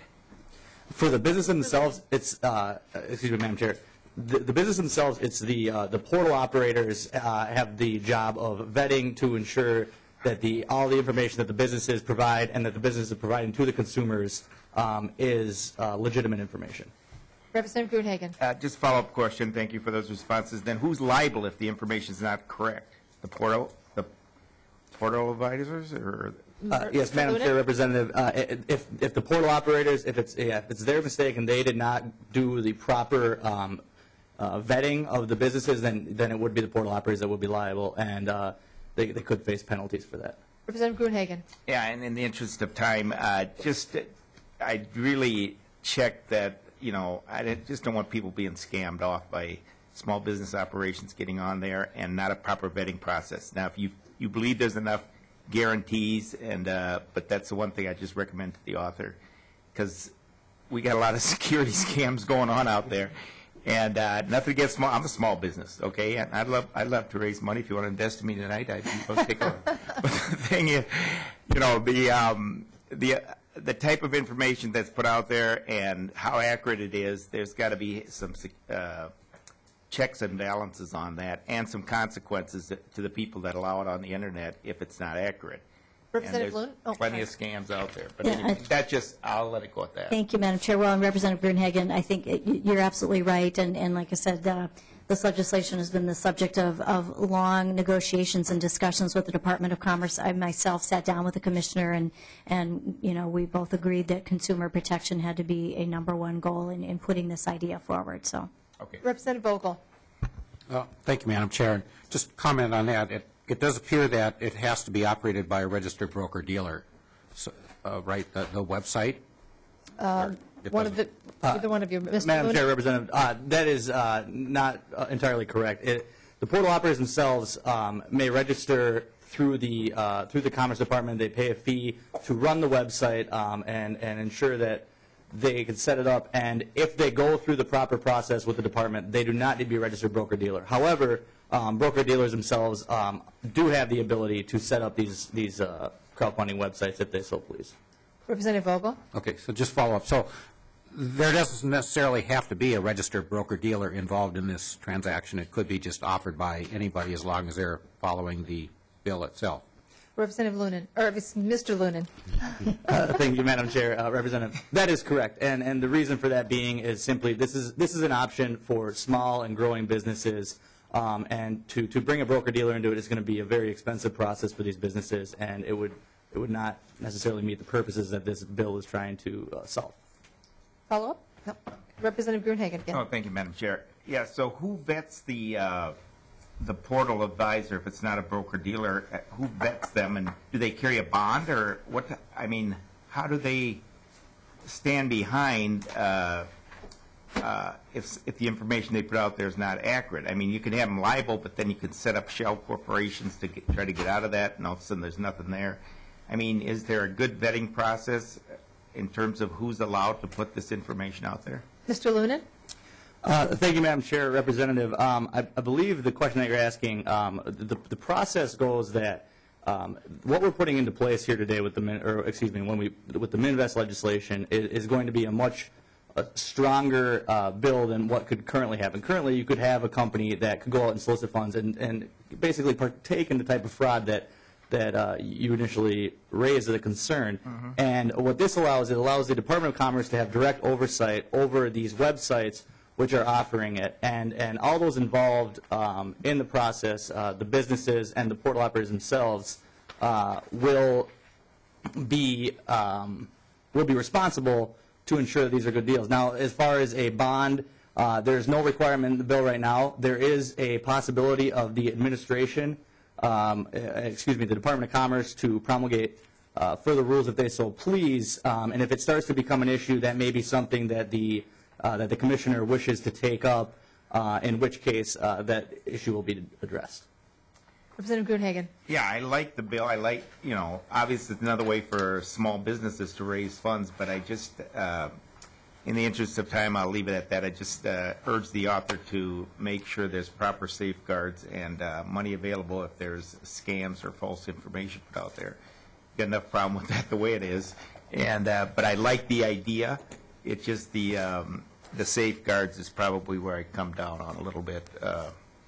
Okay. As far as if there's enough safeguards to protect the investors out there. Thank you, ma'am. Thank you. Mr. Loon, I had a question on the amendment that talks about either written or electronic consent. So will this be like you see on many websites where you click the little box if you agree to the terms? Or exactly what, this is kind of general in its context. I'm just wondering how you envision that, or if it's articulated elsewhere. Thank you, Madam Chair.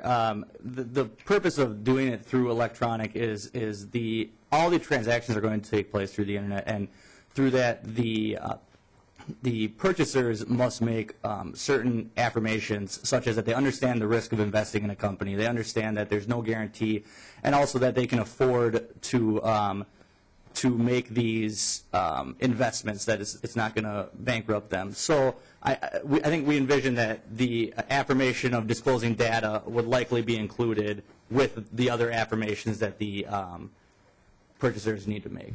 Okay. Any other member questions? Seeing none. Anyone in the audience that wishes to testify for or against this bill? Seeing none, I will renew my motion that House File 328 as amended where'd my script go? Be re-referred to the Job Growth, Energy, and Energy Affordability Committee. All those in favor, please signify by saying aye. Aye. Opposed, nay. The bill is on its way. Thank you, Representative Loon and Mr. Loonan. Thank you, Madam Chair, members. Next up, Representative Smith.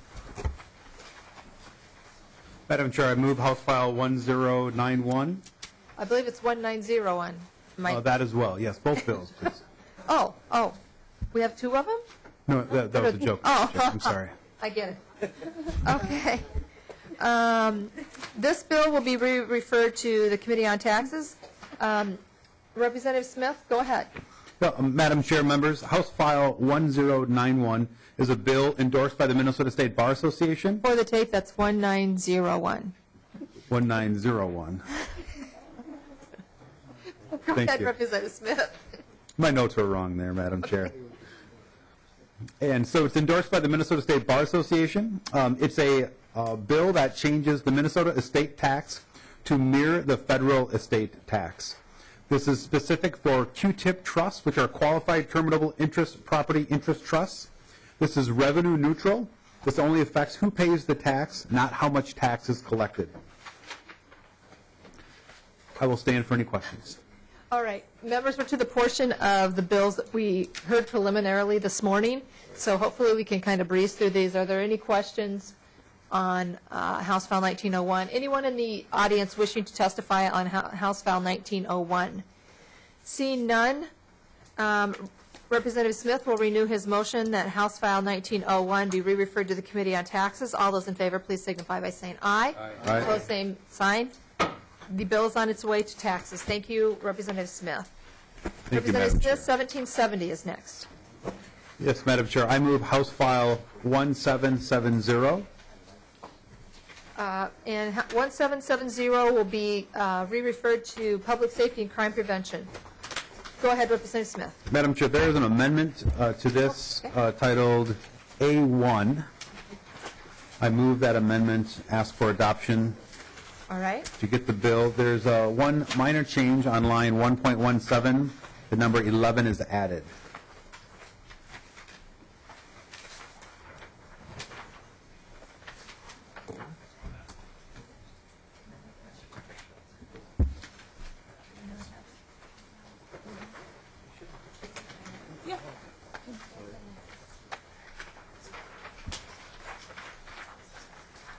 Okay. I'm sorry, Representative Smith, could you restate the... Yes, Madam Chair. House File number 1770A1 is the amendment. Right. Line number 1.17, the number 11 is added. That is the only change to the amendment. Okay, terrific. Any questions on the amendment? Seeing none, all those in favor of adopting the A1 amendment to File 1770, please signify by saying aye. Aye. Opposed, same sign. The A1 is adopted. Thank you, Madam Chair. Members, House File 1770 is a bill that is friendly to the county governments for both outstate and metro. It allows counties' conciliation court to have the jurisdiction over claims owed to their own individual county. This is friendly to the county attorneys, and I ask for your support. Thank you. Any member questions? Seeing none, anyone in the audience wishing to testify on this bill? Seeing no one, Representative Smith renews his motion that House File 1770 be re-referred to Public Safety and Crime Prevention as amended. All those in favor, please signify by saying aye. Aye. Opposed, same sign.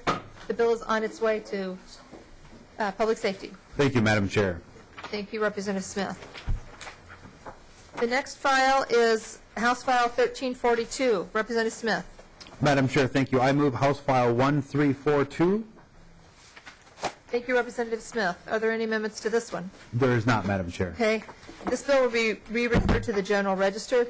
Representative Smith, if you could tell us what just give us another brief on what the bill is. Thank you, Madam Chair. Members, House File 1342 makes a variety of technical changes that are recommended by the National Conference of Commissioners on Uniform State Laws. This bill has bipartisan support, and Mr. Bohl is here to give testimony. Mr. Bowl, please introduce yourself for the tape and go ahead with your testimony. Thank you, Madam Chair. My name is Phil Bowl. I'm a locally based attorney and a member of the Minnesota State Bar Association Bankruptcy Law Section. I chaired a working group that reviewed this bill on behalf of the bankruptcy section, and that working group came to a firm conclusion that this is an improvement on existing law and should be supported. I'm happy to answer any questions. Right. So I'm assuming that all of this is... Are there any specific changes that you think the committee should take special note of?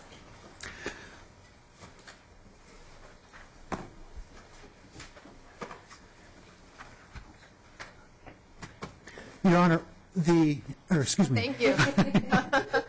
Madam Go Chair, ahead. there are two changes that I would take note of. This amendment was originally developed by the Uniform Law Commission to deal with problems created by not having a uniform choice of law provision in the statute that it is amending. That is the Uniform Fraudulent Transfer Act. There was no choice of law amendment, and as a result, in transactions that were multi-state, the same transaction would be judged under various different laws possibly. That created a lot of litigation cost and a lot of uncertainty for transactions. And so this was the problem that initially started this amendment being developed. Very good. Thank you. Are there any member questions? Seeing none, anyone in the audience wishing to testify on House File 1342? Seeing none, Representative Smith renews his motion that House File 1342 be re-referred to the General Register. All those in favor, please signify by saying aye. Aye. Opposed, same sign. House File 1342 is on its way to the General Register. Okay.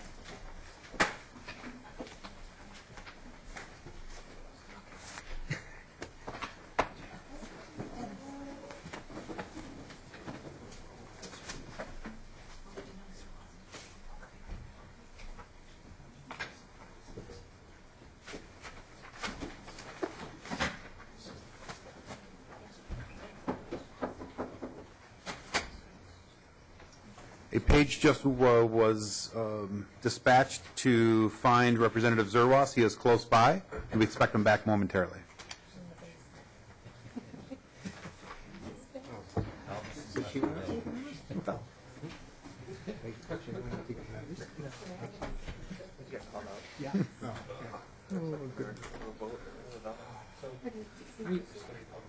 Mr. Chair, didn't we hear these bills?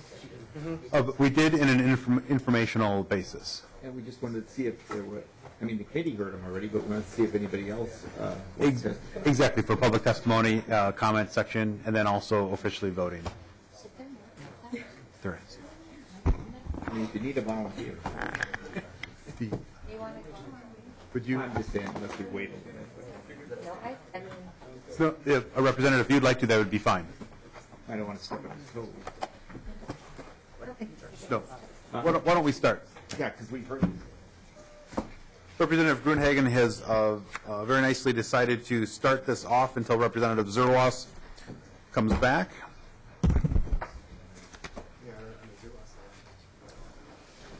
Mr. Chair, I'll move the bill. I'm not sure where it's going from here. House File 1604. I move that House File 1604 be re-referred to the Health and Human Services Finance Committee. And, Mr. Chair, we discussed the auto-injector authorization at committee earlier today, and I think the main purpose was to rehear it to see if there was anybody in the audience that wanted to testify for or against the bill. Thank you. Before we get to that, there is an amendment titled A1. Do you move said amendment? I'll move the A1 amendment. Any discussion? With no discussion, all in favor of the A1 amendment signify by saying aye. Aye. Any opposed, say nay. The amendment carries. All right, on to the bill. Is there any testimony from the public? Seeing none, is there any additional discussion from the committee? Representative Pinto. Thank you, Mr. Chair. I'm trying to remember, Mr. Chair, the question that Representative Hillstrom had regarding the Good Samaritan protections. I think she was, I don't know if anybody else in the committee remembers that, but she had something that she was wondering about relating to that. I think we were hoping to get an answer to later on. I Folder Fred, yeah. Chair and Representatives, the amendment, this A1 amendment to House File 1604 references the Good Samaritan law, and so it makes this action that's taken under the bill as far as using the auto injector pen the same emergency care advice or assistance under the Good Samaritan law. Representative Pinto? Thank you. Thank you, Mr. Chair. Okay, I see. I understand how that's working then. Okay, that's helpful. Thank you. Right. Thank you, Ms. Mullen. Any additional questions, discussion?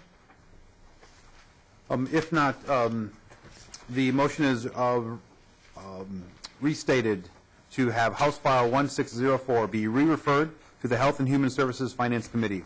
All in favor say aye. Aye. All opposed nay. The ayes have it. The House File 1604 passes and goes on to Health and Human Services Finance. On to House File 1163. Mr. Chair, I'd like to move House File 1163. All right. And I move that House File 1163 be re-referred to the General Register. Are there any testifiers?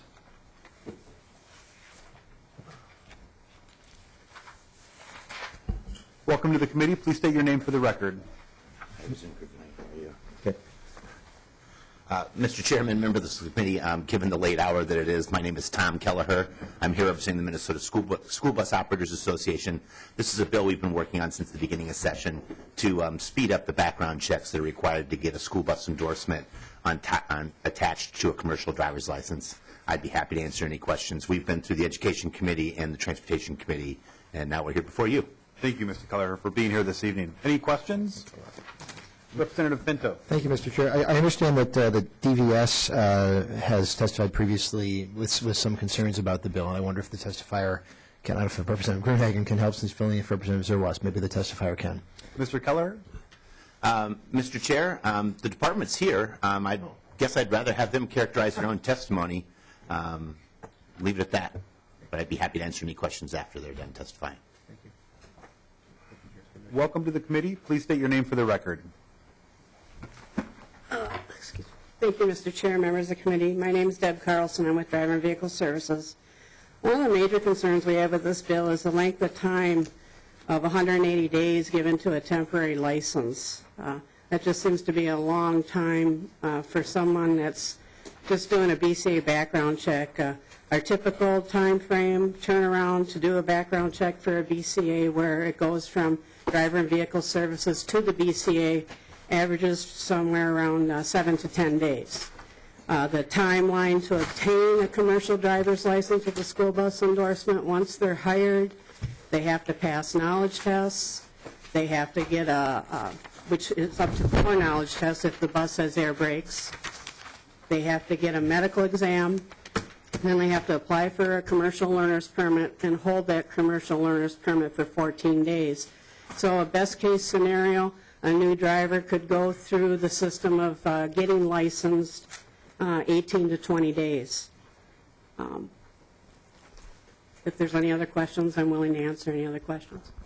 Thank you, Ms. Carlson. Representative Pinto. Thank you, Madam Chair. So yes, I want to understand, you're saying under current law, maybe 18 to 20 days somebody could get a license, if I'm understanding you, but the concern here is that we don't know for that 180 days what kind of criminal record somebody has. I'm just trying to understand that.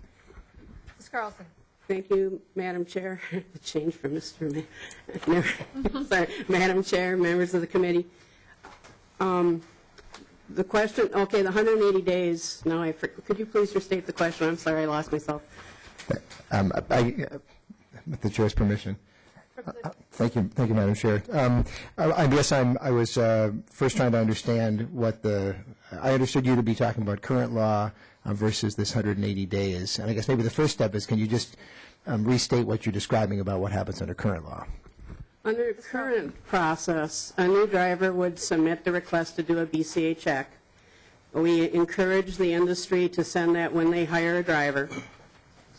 When we receive that, typically then we send it over to the BCA, and the turnaround time to get approval for a new driver would be 7 to 10 days. Representative Pinto? Thank you, Madam Chair. And so you're saying that under this bill, somebody could drive for up to 180 days, and maybe they have a criminal record, maybe they, we don't know that until the end of that, the expiration of that period? Is that what you're saying? Correct. Madam Chair. Representative Pinto, who said that? Go ahead. Hi, Madam Chair, members of the committee, Representative Pinto, maybe if I could just help a little bit. The bill was premised on the fact that there are a number of factors that our operators within our industry have identified as problems with getting commercial driver's license with an S endorsement in a timely and speedy manner. If you look on page 2 of the bill itself, what we're trying to do is duplicate language that's on lines 2.7 to 2.14, where the temporary license may be issued by the commissioner for no more than 180 days.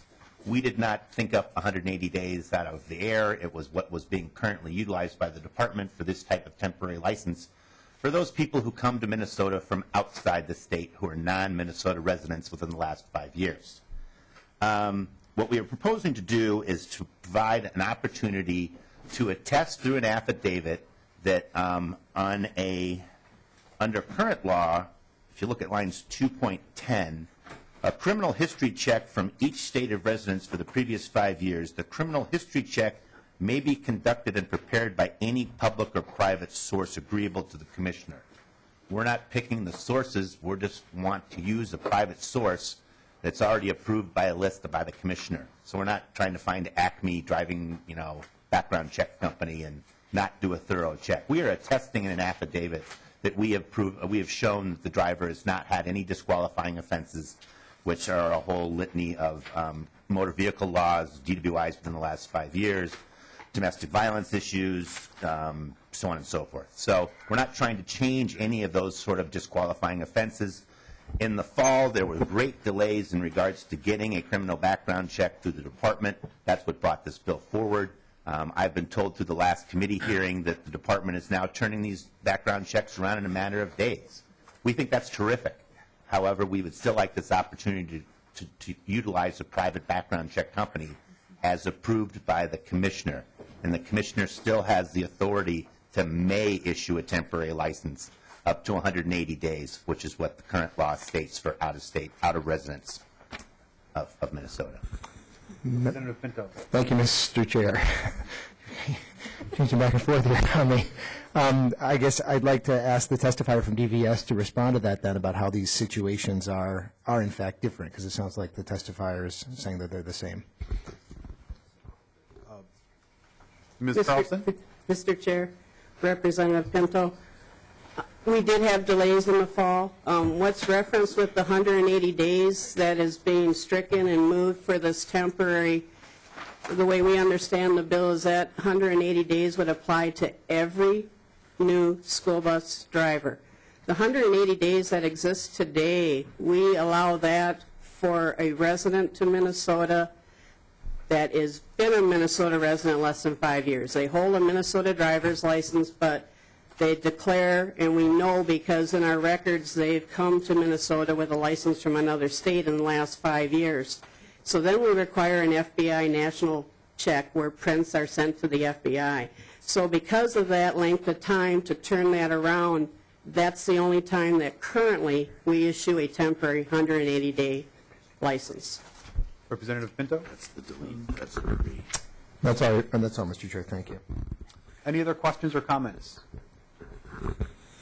And Mr. Chair, I do request a roll call vote. Representative Pinto requests a roll call vote. Before we get to that, Mr. Kelleher, Ms. Carlson, thank you for your testimony. Thank you very much, Mr. Chair. Mr. Chair and members, thank you to Representative Kernhagen for filling in for me. It sounds like he did an excellent job, so I won't belabor the point. It's we want to treat in-state people exactly like we would treat out-of-state people. There would be a private background check approved by the commissioner, and the temporary 180-day license work permit is a may, not a shall. Thank you, Representative Zerwas. And a roll call has been asked for. The clerk will take the roll. Chair Scott. Representative Smith. Yes. Representative Applebaum. No. Representative Grunhagen. Yes. Representative Hillstrom. Representative Hoppy. Representative Johnson. Representative Lesh. Representative Lomer. Yes. Representative Pinto. No. Representative Schoen. Representative Vogel. Yes. Representative Zerwas. Yes. With the vote of 5 ayes and 2 nays, the motion passes. Motion passes. House File 1163 is re-referred to the General Register. Representative Zerwas, House File 1242. Mr. Chair, members, I guess I don't know where we're headed with this one, so I'll take some guidance. Yes, Representative Zerwas, we're starting 1242, and you need to move 1242 before the committee. I will move it before the committee. I just don't know where it's headed, Mr. Chair. Oh, I'm sorry, Mr. Representative Zerwas. I move that House File 1242 be re-referred to the General Registry. All right, thank you, Mr. Chair. Representative Zerwas. Motion. Mr. Chair, members, there's an A1 amendment for House File 1242. I will move that amendment. Does everyone have that amendment? Yes.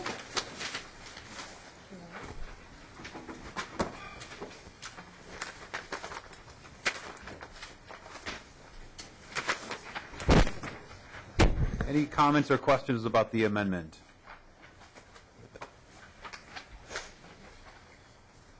Seeing none, Representative Gruenhagen. So what's the primary purpose of the amendment? Representative Zerwas.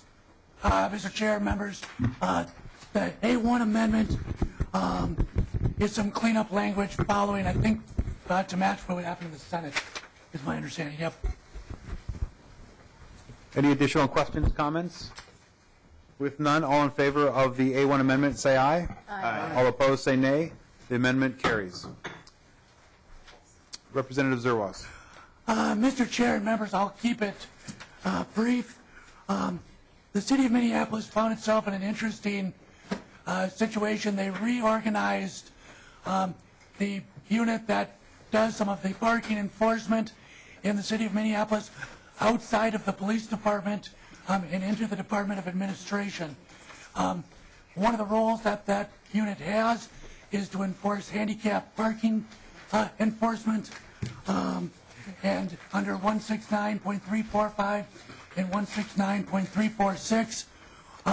Right now, under Minnesota state statute, they don't have access to enter in a serial number from a hanging handicap tag and be able to identify the validity of that tag. That's reserved for a parking agent underneath a law enforcement agency. And so this would allow the city of Minneapolis to continue their handicap parking enforcement. Just to be totally clear, their parking enforcement agents that are city employees call in, read off a serial number on a hanging tag, and they aren't told any medical information or any other type of information other than that the hanging permit is valid, or it's expired, or it's fraudulent. And I think I do have a testifier here that monitors that program, and I'll turn it over to the testifier. Very good. Thank you. Welcome to the committee, and please state your name for the record and go on with your testimony. My name is Clara Schmidt-Gonzalez. I'm Deputy Director with the Parking Enforcement and Traffic Control Section for the City of Minneapolis. Due to recent changes to Chapter 13 of Minnesota statutes related to data privacy and recent interpretations of who can access disability permit data, we had to change what had been a fairly long history for us of enforcing misuse or abuse of disability permits. We used to write around 209 citations for misuse or abuse of these permits. In a year, now we're down to 2 tickets, and that was a case where it was just entirely clear that it was a misuse of a certificate. Prior to that, our department had had a long history of enforcement of these types of activity, and the enforcement was appreciated by those who legitimately use such permits and need the spaces that such permits authorize. The change before you allows parking enforcement personnel of a home rule or statutory city and towns to access data related to the status of a permit, not including medical data, for the specific enforcement purposes of 169.345 and 169.346. Each of those statutes currently refer to parking enforcement and give us responsibilities for reporting, for instance, to public safety and the Commissioner of Public Safety for misuse of these types of certificates. However, we can't do that any longer because we don't have access to the data.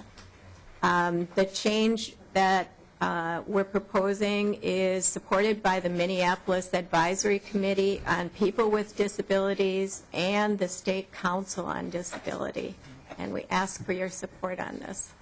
Thank you for your testimony. Are there any member questions for this testifier or for the bill's author?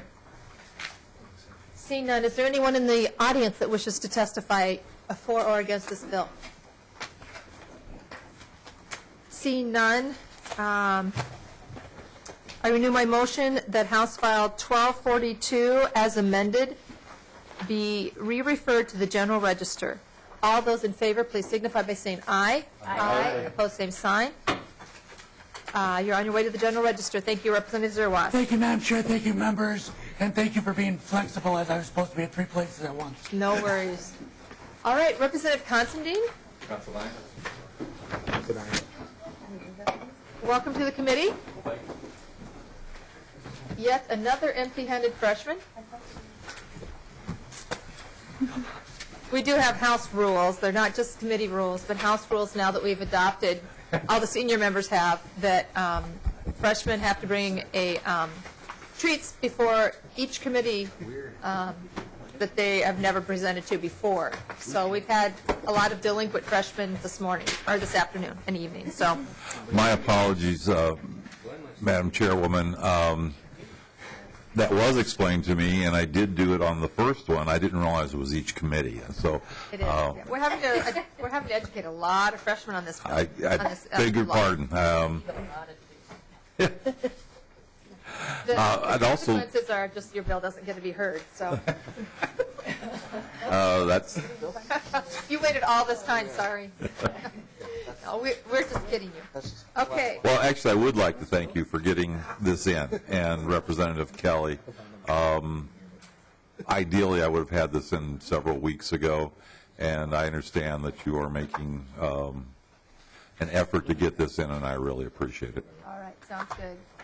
Okay, we do have the bill before us then, and I will move House File 166. Well, actually, we'll let Representative Applebaum, he would like to move House File 1669 to your bill, Representative Considine, and tell us about it.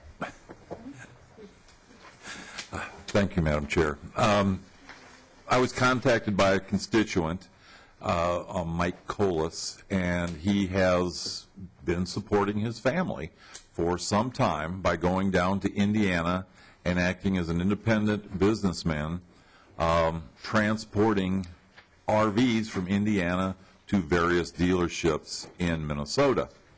And last year, the transporter license, I understand it was probably always the case, but they started putting on the transporter license good only within the state of Minnesota. So he has no way to continue his livelihood.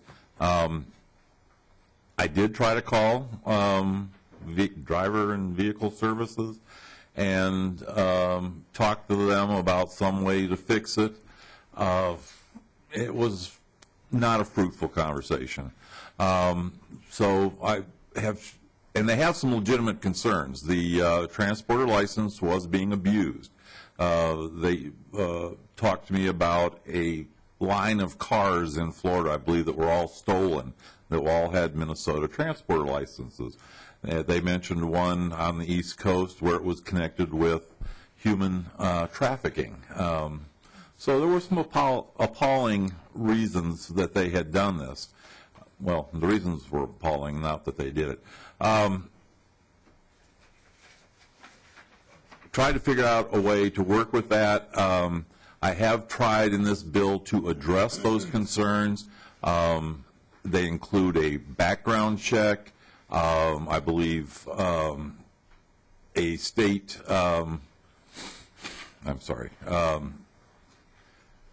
tax returns that show that they're a business. They have to prove that they're a resident of Minnesota. They would have to show a tax ID number so that we know that this is a legitimate Minnesota business and that they can, thank you, before they actually would issue the license plate. I had thought this was just pertaining to my constituent, but just before the end of the session, Representative Tice came up, and she has the same problem with somebody that has been transporting school buses in her district. I think the figure she used was $300,000 is what they were having to do to transport, but you'd have to ask her about that one. She was talking to me on the fly. So, but she was going to author a similar bill, but after looking at the one that House Research had helped me with, thought it covered a little bit better than the one she was planning, and so I guess that's about it. All right. Very good. Thank you. Are there any member questions for this test for Mr. Representative Considine? Oh, Representative Schoen, look at you, right here. Representative Considine, Madam Chair, Representative Considine. Considine. Considine. I'm sorry. You can call me whatever you want tonight. I don't care. I apologize. I just want to look through because I thought I heard you say that they had to be a Minnesota resident, that the applicant had to be a Minnesota resident. Now, I don't necessarily see that in the language. Representative Considine. Dine. I would have to go back through and look for it. That was something that I had suggested to House Research when they were doing it. I will tell you that I had several other ideas that I know are not in here. That may be one of the ones that got omitted. But yes, it was going to be, they had to be a Minnesota resident, and they had to have a Minnesota ID number. See if I can find it. Madam Chair, Representative Considine and Representative Hillstrom is chomping at the bit, so I do have a further question, but I'll see if she has something to say, if it's okay. Or Ms. Mullen? Oh, she's shaking us off. No. She doesn't want the fast pitch. Is it just not there? I've never read this before. Oh, Madam. Okay. I see principal place of business. Yes, that's, I'm Representative sorry. Johnson, did you have a comment to this point, or a different question? Different question. Okay, very good. All right. And actually, I was just trying to clarify if you said that was your intent. I was hoping it wasn't in there because, I mean, if I was on a border and somebody had a business in Cottage Grove, but they actually lived in Prescott, that their business would still be able to get this if this law passed. I believe it just says principal place of business. I just wanted to And again, I'm sorry, yeah, that was one of the tweaks that they gave me, was that the business be primarily located in Minnesota rather than their residence. All right. I do see we have some folks from DMV up here. If they know the answer to that question, perhaps. I don't know. I think the bill just says that the principal place of business has to be here in Minnesota. Is that your interpretation? Thank you for coming and waiting all evening to be here. Go ahead, state your name for the record and your affiliation, and go ahead. Thank you, Madam Chair, members of the committee. I'm Thomas Henderson, the Program Director for Vehicle Services with DVS. It's our understanding that this proposal is for a Minnesota-based business. Thank you. Is that good enough for you, Representative Shaw? Yeah, I'm sorry. On the list at the end, I would just like to hear some further information of what DVS. You said there was some issues. What is your position on it now, if I may, Madam Chair? I'll go to the back of the list if other people have questions. You bet. Well, since they're here, we'll ask them. Go ahead. Madam Chair, members of the committee, the statute 168.053 has always restricted the transporter plate to within the state of Minnesota. In 2013, the legislature changed the language from within the state to specifically say in the state of Minnesota. So after that change, DVS redesigned our license plates for the transporter plates, and it specifically says in the state of Minnesota. I have a sample if you'd like to see. But as you can see, it clearly says valid only in the state of Minnesota. But again, I do want to emphasize that this plate has only been allowed by statute since at least 1994 to be restricted to the state of Minnesota. Yeah, so I'm not clear on if you're saying that if you attach that to a vehicle, can it be used if they go to Indiana and transport vehicles back here? Then that's my question. Madam Chair, members of the committee, no. It would not be allowed outside of the state of Minnesota. We have other states are aware of our law. Recently in 2014, the state of Florida, the roadside enforcement stopped a convoy of 20 vehicles, commercial vehicles, at one of their roadside stops, each one of them bearing this plate. The plate is designed to transport trailers and motor vehicles within the state, normally from a manufacturer to a dealer, or from a dealer to a dealer, or perhaps a dealer to a new owner. It's not designed for out-of-state use to Florida, in this case a convoy of trucks carrying general cargo. So then, sir, is this bill brought to us, that's in front of us today, is this something that you're opposed to then? The department has some concerns with the bill. The background checks required is pretty extensive. It's not required for any other dealer category, and there are multiple dealer categories that we license. This falls into a dealer category, though they are not a dealer. But no other dealer category has this extensive amount of background checks. The other concern we have is this proposal essentially makes two different license plates. One that a business located within the state of Minnesota who undergoes the background check would receive a license plate which would not have the restriction that would allow this license plate throughout inside the state of Minnesota and out, while out-of-state transporters would have to have this license plate that is valid only in the state of Minnesota.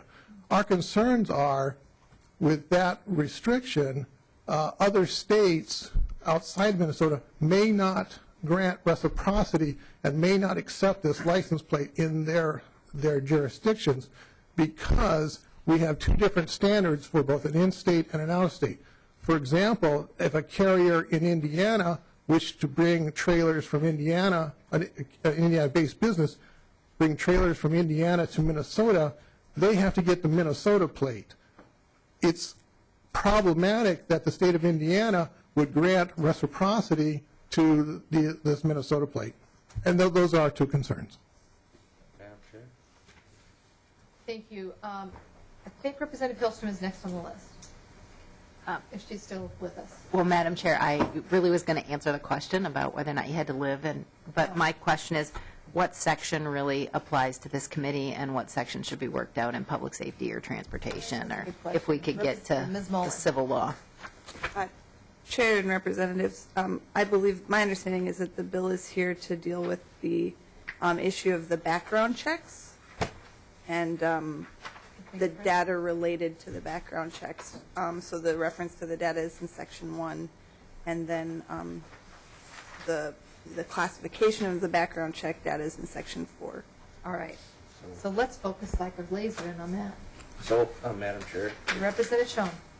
if we don't do so just to focus on that piece of the bill, and then we can deal with the other areas, because I would have some questions about, and maybe you've talked about it, but how we would help his constituent and what he could do, but we don't need to talk about that here. So if we don't do background checks for license plates in other areas, it sounds like we should just strike that section of the bill and be done with it. Representative Considine. That was put in there specifically to deal with, I'm sorry, your organization? Driver and Vehicle Services. Driver and Vehicle Services is concerned. We wanted to make sure it was really a very tightly controlled license plate. I believe that the license plate that the gentleman was talking about is not a transporter license, but it's in transit. It's a slightly different one that the dealers have, but for a small independent guy, there's not another option. All right. I'm sorry, what was, from Motor Vehicle Services, what was your last name? Henderson. Henderson. Mr. Henderson, so I guess to Representative Schoen's question, well, and back to one of yours too, because you were saying that the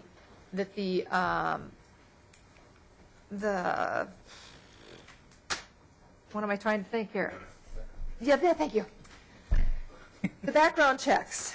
You were saying that those would be expensive, but was it from your advice that Representative Considine put this in the bill? No. No, it was not. Oh, okay. Madam Chair, I said they would be extensive, not expensive. Oh. I'm losing my hearing too. That's great. It's late. All righty. Further questions. Representative Hillstrom. Thank you, Madam Chair. So, really the question is this background check much different than what we require in other areas of the law? Mm-hmm. And are we classifying the data of the background check? Whether or not we should do a background check or shouldn't do a background check if we do this kind of license, we could debate, all night. Mm-hmm. So I guess I would suggest that we look at the actual, is this kind of our standard background check? Do we want it to be a standard background check? And is it what we do with data typically? Or is it outside of the realm? Because whether or not they issue these plates and whether or not they require all of this stuff might really fit better into the public safety section. And I just think we should figure out, does this background check meet our standard or not? Well, I know we have some law enforcement personnel around here, and we have a prosecutor, and we have Mr. Henderson. So what I hear Mr. Henderson saying is there's probably no background checks done for no other license. Madam Chair, members of the committee, we do background checks on all dealer applications. There are online background checks conducted through the BCA. But it's not going to necessarily be the dealer that's transporting the vehicle. Madam Chair, members of the committee, again, we have multiple categories of dealers. So when I use the word dealer, in this instance, I do mean the transporter or in-transit plate dealer. And is this the kind of background check that you do, the one that's listed in this bill? Madam Chair, no, it's not. What kind do you use? Madam Chair, members of the committee, we use the BCA's online background check. It does not require fingerprints, the criminal wants and warrants, et cetera. Okay. So I think we're starting to peel back the onion here. So it sounds like perhaps Representative Considine, before you get to the next committee, or maybe we can even have a motion here that we change the background check that you have listed in your bill to line up with what is in current statute for other dealers. I've got no problem with that, as long as Vehicle and Driver Services feel that it's sufficient. Again, this was put in there to address their concerns. All right. So, Mr. Henderson, would you be agreeable to working with Representative Considine on that? Madam Chair, members of the committee, yes. Again, just to reemphasize, DVS does conduct the online BCA background check for all applicants for this. So it's already being done? That's correct, Madam Chair. Representative Hillstrom. Thank you, Madam Chair. In consultation with staff, the question is, if we delete Section 1 and Section 4, does it then default to the background check that you otherwise already do? Section 1 and Section 4.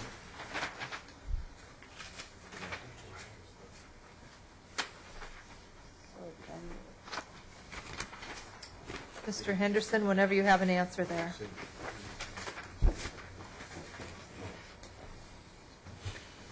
Madam Chair, members of the committee, yes, we believe so. It would conform to the current online background checks that we conduct with the BCA if these two sections were stricken. Okay, so. Right. I'm wondering about Section 2 that has all the list of qualifications. And that's where you see the, on line 2.15, that's where you see provide fingerprints and criminal background check, Bureau of Criminal Apprehension, all that stuff. Maybe we need to delete lines 2.15 and 2.17 as well. Okay.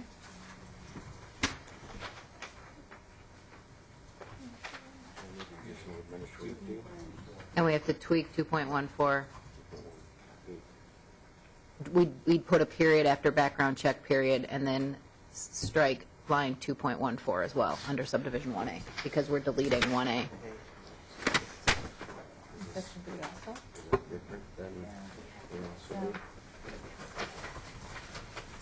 Yeah, and then yeah, okay. So Representative Hilston, would you like to restate that? Certainly, Madam Chair. So, Madam Chair, I would make a motion that we delete Section 1, that we delete on line 2, or page 2, line 2.13, we'd put a period after the word check, or a semi-thingy. The colon thingy that's there, All right. and then we delete line 2.14, and then we would delete line 2.15 to 2.17, but we'll leave the word, the and has to go somewhere. Leave the word and. We'd have to renumber Yeah. and so forth. Put the and where it belongs. And then I think that takes care of it. After we delete Section 3. Is 2.18 necessary? Because is the $10 administrative fee for the BCA fingerprint checks? So, Mr. Chair and Representative Schoen, I would say let's leave the $10 in there because it's a finance committee that will take care of whether or not they have to pay for it or not. And I wouldn't want him to have an unbalanced bill. Yep. We don't have a fiscal note. Yep. And Representative Hilston, is it your intentions to delete all of Section 3? Staff, is it my intention to delete all Section 3? Or just delete the first sentence? No, keep the first sentence. It's Section 4, sorry, not Section 3, right? Okay. Yeah, because Section 4 talks Yes. again about a background check. Right.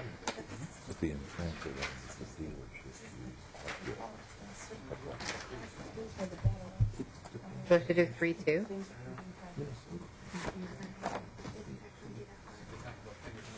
Yeah, so it's Section 3 and Section 4, and then we're done. No, we still keep it because the data, we're classifying the data of a background check. Well, the glass, yeah, the We're data still is keeping 4. private. Yeah, we're still keeping 4.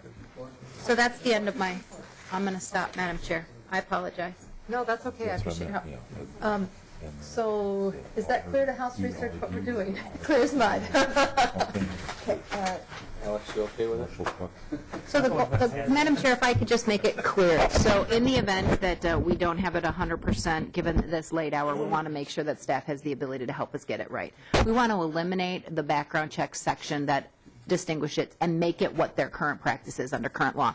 And we think we do that by eliminating Section 1, by making those changes on page 2 that I outlined, and by eliminating Section 3, you said? By eliminating Section 3.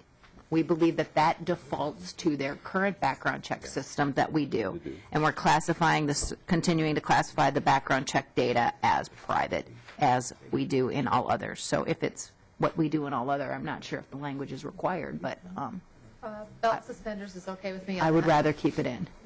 So that's the intention of what the amendment does, to just make it default to the current background check system that they are currently using. Ms. Mullen? Chair and representatives, my only question would be, does the first sentence of Section 3 need to remain in, because that's the sentence that requires them to do the regular background checks from the BCA?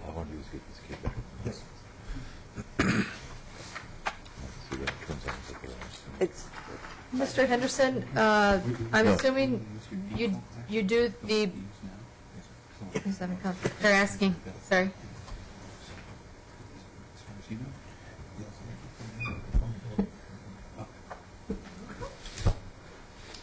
Mr. Henderson, so in your opinion, do we keep the first sentence of Section 3? Is that addressing the issue of the kind of background check that you normally do with other licensures?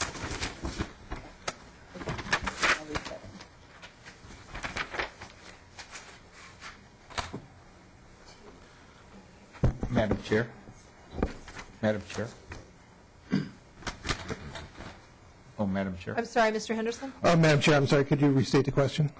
Okay, so the first sentence on 2.33 of Section 3, Subdivision 1A, my question is, would that, keeping that language, bring it into alignment with whatever your current policy is? And then we have another question about cross-reference? Okay.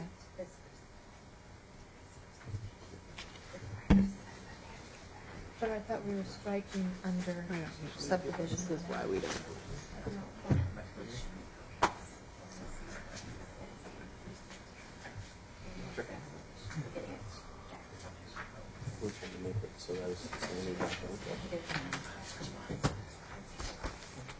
Okay. Okay, so it looks like we need to keep up to our first sentence,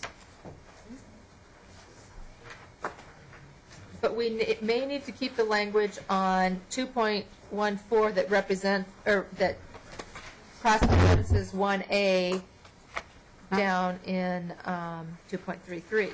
Don't we delete 1A? Oh, no, the subdivision 1A in Section 2. Okay. Basically, our goal is to get to this, whatever the standard is that they already do, which we would approve. And if we find that the language is not perfect after we amend it tonight, we can put that on in public safety. And that wouldn't require it to come back because that's the standard anyway that we're trying to get to. Right, it's going to transportation. Yeah. Or in transportation then too. So then we could just... You got a number of us in public safety. But it's going to transportation. But they'll fix it. Do you want me to read? As long as it's standard. Yes, Ms. Mullen's going to read it back to us.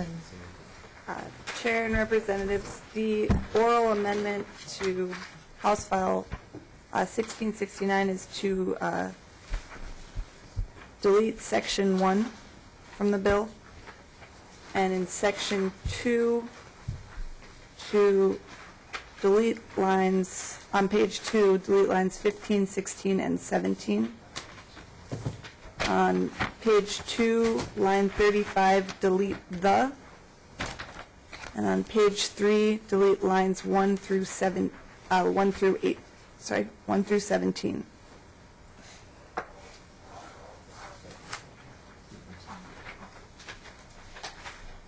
Any questions on the oral amendment as stated?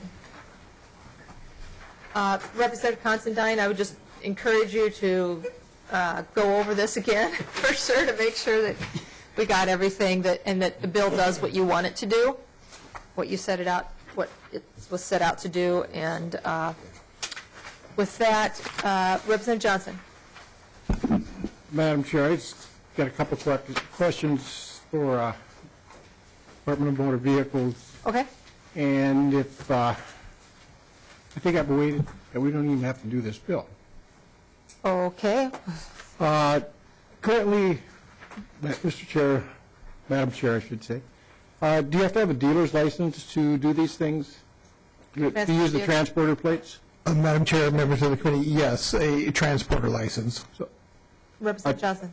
Okay, Madam Chair, if we required to have a dealer's license to have transporter plates, that they could be used in-state without a problem, and they could get an in-transit plate for any vehicles going outside the state, is that correct? Mr. Henderson? Madam Chair, members of the committee, in DVS we use the words dealer and transporter interchangeable. For us they mean the same. It's managed by my same team, the dealer licensing team. Where we start getting into difficulty is the state of Minnesota can't mandate to other states to accept our license plates with commercial vehicles.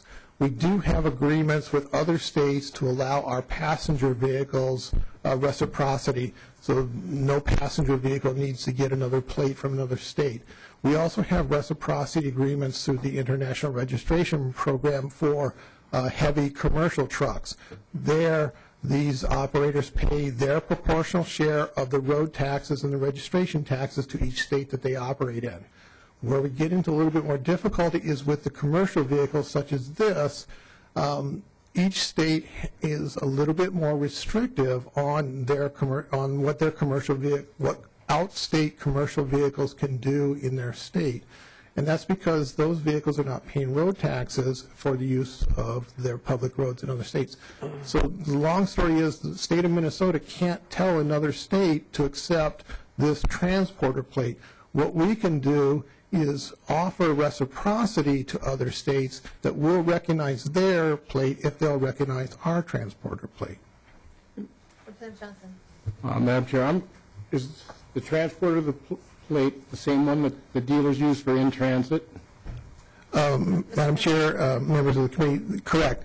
If a vehicle or a trailer is being transported, and the key difference is the vehicle or the trailer is owned by somebody else. It's being transported from a manufacturer to a dealer.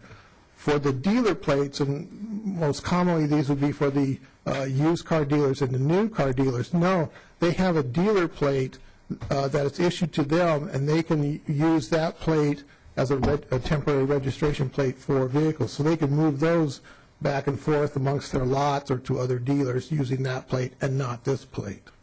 Representative Johnson. Madam Chair, so the IT plates are no longer in existence, but the plate you showed, I've never seen before. Madam Chair and members of the committee, it's the same plate. It used to be called the IT plate, in transit plate, and now it's called the DRW plate, which is dealer in transit. Okay, thank you. I was hoping for a solution. I know, I was hoping so too. Okay, so we have this amendment before us, the oral amendment. All those in favor of the oral amendment as stated, please signify by saying aye. Aye. Opposed, same sign. The oral amendment goes on, and again, Representative Considine, I encourage you to follow up on that as we did it. Considine, as we did it at a late hour with fuzzy minds. So I have high hopes. I'm glad you do. There's no other order of business before this committee. Most likely for, Representative Hilstrom. Pass it on its way. Oh my gosh. The amendment. All right. All those in favor of House File 1669 as amended, being re-referred to the Committee on Transportation, please signify by saying aye. Aye. Opposed, same sign. Thank you. Members, we're hoping not to have any evening committee meetings tomorrow or next week, but if we do, it'll be Thursday evening. So plan accordingly. Thank you so much for your tolerance here. Thank you. We're adjourned.